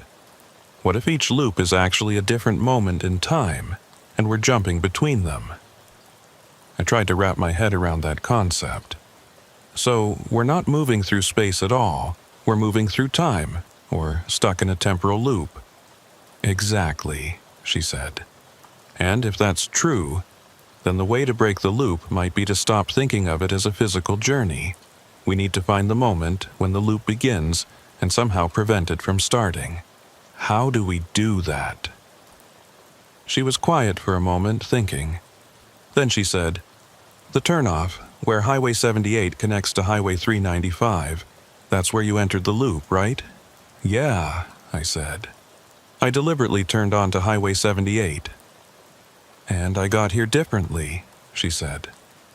"I was driving on a different highway entirely, Highway 140. I went around a curve, and when I came out of it, I was suddenly on Highway 78, like the road had changed underneath me. Two different entry points," I said, "but both leading to the same loop." "Which means there might be multiple entry points," she said. "Multiple places where normal roads connect to Highway 78. And maybe, if we can find the right exit point, we can slip out of the loop." It was the first theory that actually made sense to me. So, we need to explore the edges of the loop, find where it connects to the outside world. "Not just where it connects," Lauren said. "Where it's weakest, where the boundary is thin enough that we might be able to push through." We got back in our vehicles and started driving again, but this time with a different purpose. Instead of trying to reach a specific destination, we were looking for anomalies, places where the highway felt different or wrong. We drove slowly, paying attention to every detail: the texture of the pavement, the spacing of the mile markers, the way the landscape looked in the headlights. We were looking for glitches, for seams in the fabric of this impossible place. After about an hour, I noticed something. There was a stretch of road, maybe a quarter-mile long, where my truck's steering felt strange. Not loose exactly, but like I was driving through water instead of air. A subtle resistance that made the wheel harder to turn. I pulled over and motioned for Lauren to stop. When she got out of her car, I asked if she'd felt anything unusual. "Yeah," she said. "Like the road was pushing back somehow, like it didn't want us here." "That might be a boundary," I said. "A place where the loop is thin." We walked along the shoulder, examining the road more carefully. At first, I didn't see anything unusual. Just the same cracked pavement, the same faded center line. But then Lauren pointed to something I'd missed. "Look at the mile marker." I turned and looked. There was a marker about 50 yards back, partially hidden by sagebrush. It read mile 78. "So," I said. "There was another mile 78 marker about 3 miles back," she said. "I noticed it because 78 is my birth year. We've passed 2 markers with the same number, which means we're in a section where the highway overlaps itself," I finished. "Where 2 different moments in the loop occupy the same space." "Exactly. And if 2 moments can overlap, maybe we can use that overlap to slip from one timeline to another." I looked at the stretch of road ahead, the section where the steering had felt strange. "So we just drive through it?" "Not drive," she said. "That's what we've been doing wrong. We've been trying to move through the loop, but movement is what keeps us trapped. We need to stand still while the loop moves around us." I understood what she was saying, even if it defied logic. We park our vehicles in this overlap section and wait for the loop to cycle past us. Right. When it does, we should be able to step out of it, like getting off a merry-go-round. It was a long shot, but it was the best idea we'd had. We drove our vehicles into the middle of the overlap section, the place where the steering felt strange, and parked them side by side. Then we both got out and stood between the trucks, waiting. At first, nothing happened. The night was quiet, the stars brilliant overhead. A coyote called in the distance, its howl echoing across the desert. Then I felt it, a subtle vibration, like standing on a highway bridge when a heavy truck passes underneath. The ground beneath my feet was shaking, but not with seismic motion. It was something else, something I didn't have words for. "Do you feel that?" Lauren asked, her voice tense. "Yeah." The vibration grew stronger. The air around us began to shimmer, like heat waves rising from hot pavement. But it was cold, and the shimmer wasn't heat. It was reality itself, wavering and uncertain. I could see double now, 2 versions of the same landscape, slightly offset from each other. 2 roads, 2 deserts, 2 skies. They were overlapping, trying to occupy the same space. Lauren grabbed my arm. "It's working. The loop is cycling. When it does, we need to step into the version of reality that's not Highway 78. How do we know which one that is?" "We don't. We just have to choose." The shimmer intensified. I could see 3 versions now, then 4, then so many overlapping realities that I couldn't count them all. Each one slightly different. Each one a moment in the loop playing out simultaneously. In one version, it was day. In another, it was raining. In another, the road was gone entirely. Just empty desert. "That one," Lauren said, pointing to the version where there was no road. "That's before Highway 78 was built. If we can reach that timeline, we'll be free." She was right. If we could get to a version of reality where Highway 78 had never existed, the loop couldn't hold us. But how do you step into the past? How do you move from one timeline to another? The answer, I realized, was that you don't move. You let go. You stop clinging to the version of reality you know and allow yourself to fall into another one. I closed my eyes and released my grip on the present moment. I let go of my certainty about where I was and when I was. I let go of my attachment to this version of Highway 78, this moment in the loop. For a brief instant, I felt like I was falling. The ground disappeared beneath my feet and I was tumbling through layers of time, through all the different moments that Highway 78 had existed and not existed. Then, abruptly, I hit solid ground. I opened my eyes. I was standing in the desert. The road was gone. No pavement, no mile markers, no faded centerline. Just sagebrush and sand and rocks stretching out in every direction. My truck was gone too. Lauren's sedan was gone. We were standing in the middle of nowhere, completely alone. Except we weren't alone. In the distance, maybe a mile away, I could see a highway. A real highway, with cars moving along it, their headlights visible in the pre-dawn darkness. "Is that Highway 395? Lauren asked, her voice filled with hope. "I think so," I said. We started walking toward it, picking our way carefully through the desert terrain. The walk took about 20 minutes, and with each step, I felt more grounded, more real.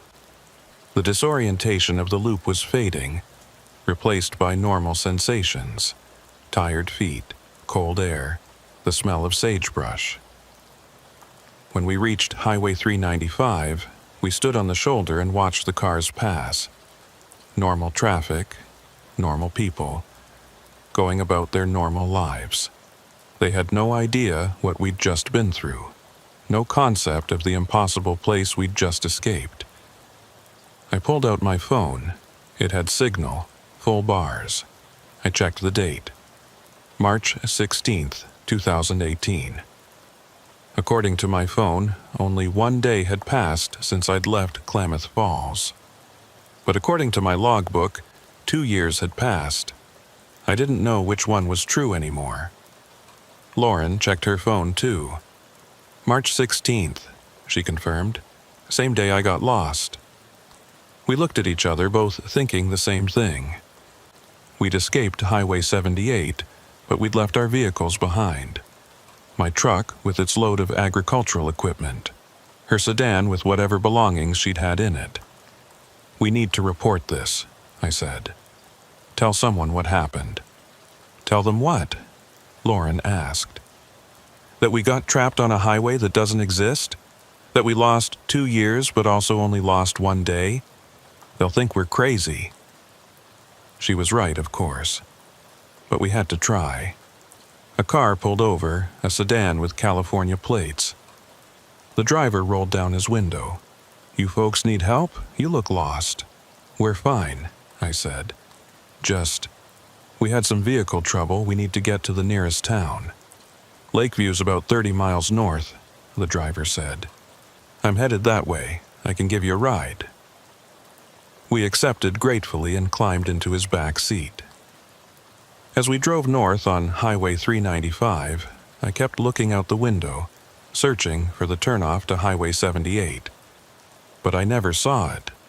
There was no sign, no paved road branching off to the east. Nothing to indicate that the impossible highway existed at all. Maybe it had closed behind us. Maybe we'd broken the loop so thoroughly that Highway 78 had simply ceased to exist in this timeline. Or maybe it was still out there, waiting for the next travelers to find it. We reached Lakeview, and the driver dropped us off at a gas station. We thanked him and went inside to use the phone. I called my dispatcher, expecting to hear that strange, distorted voice again, expecting to be told that Mike Ross had been dead for 2 years. But when the call connected, it was Mike's voice, normal and clear. "Wyatt, where the hell are you? You were supposed to check in 3 hours ago." "I'm in Lakeview," I said. "I had some trouble with my truck. I need to report it stolen or abandoned. It's somewhere in eastern Oregon. I'm not exactly sure where. Are you okay? Do you need medical attention? No, I'm fine. I just need to file a report and arrange for a replacement vehicle. Mike was confused, but he took down the information and said he'd handle it. I hung up and looked at Lauren. She'd made her own calls, had her own explanations to give. What now? She asked. Now we try to go back to our normal lives, I said, and hope that Highway 78 stays gone. But I knew, even as I said it, that wasn't true. Highway 78 would never truly be gone. It would always be out there somewhere in some timeline, waiting. And part of me would always be there too, driving that endless loop, passing through Denio, seeing those mile markers repeat. Mile 78, mile 78, mile 78. 3 months later, I got a call from the Oregon State Police. They'd found my truck, they said, abandoned on the shoulder of a county road in eastern Oregon. The agricultural equipment was still in the trailer, undamaged. Everything was intact except for one thing. The logbook was missing. I drove out to retrieve the truck, and when I got there, I recognized the location immediately. I was on a county road just south of Lakeview, maybe 10 miles from where I'd entered Highway 78. The trooper who'd found the truck was there, waiting to release it to me. He was a middle-aged guy, professional and courteous, but when I asked him about the logbook, his expression changed. "That's the weird thing," he said. "There was a logbook in the cab when we first found the truck. I saw it myself, sitting on the passenger seat. But when we came back the next day to process the scene, it was gone, like someone had taken it." "Did you see what was written in it?" I asked. "Yeah," he said. "Just normal logbook entries. Dates, times, locations. Except," he hesitated. "Except what?" "Except the dates were all wrong. They jumped around, out of order, and some of the locations didn't make sense. You had entries claiming you'd been in places that don't exist."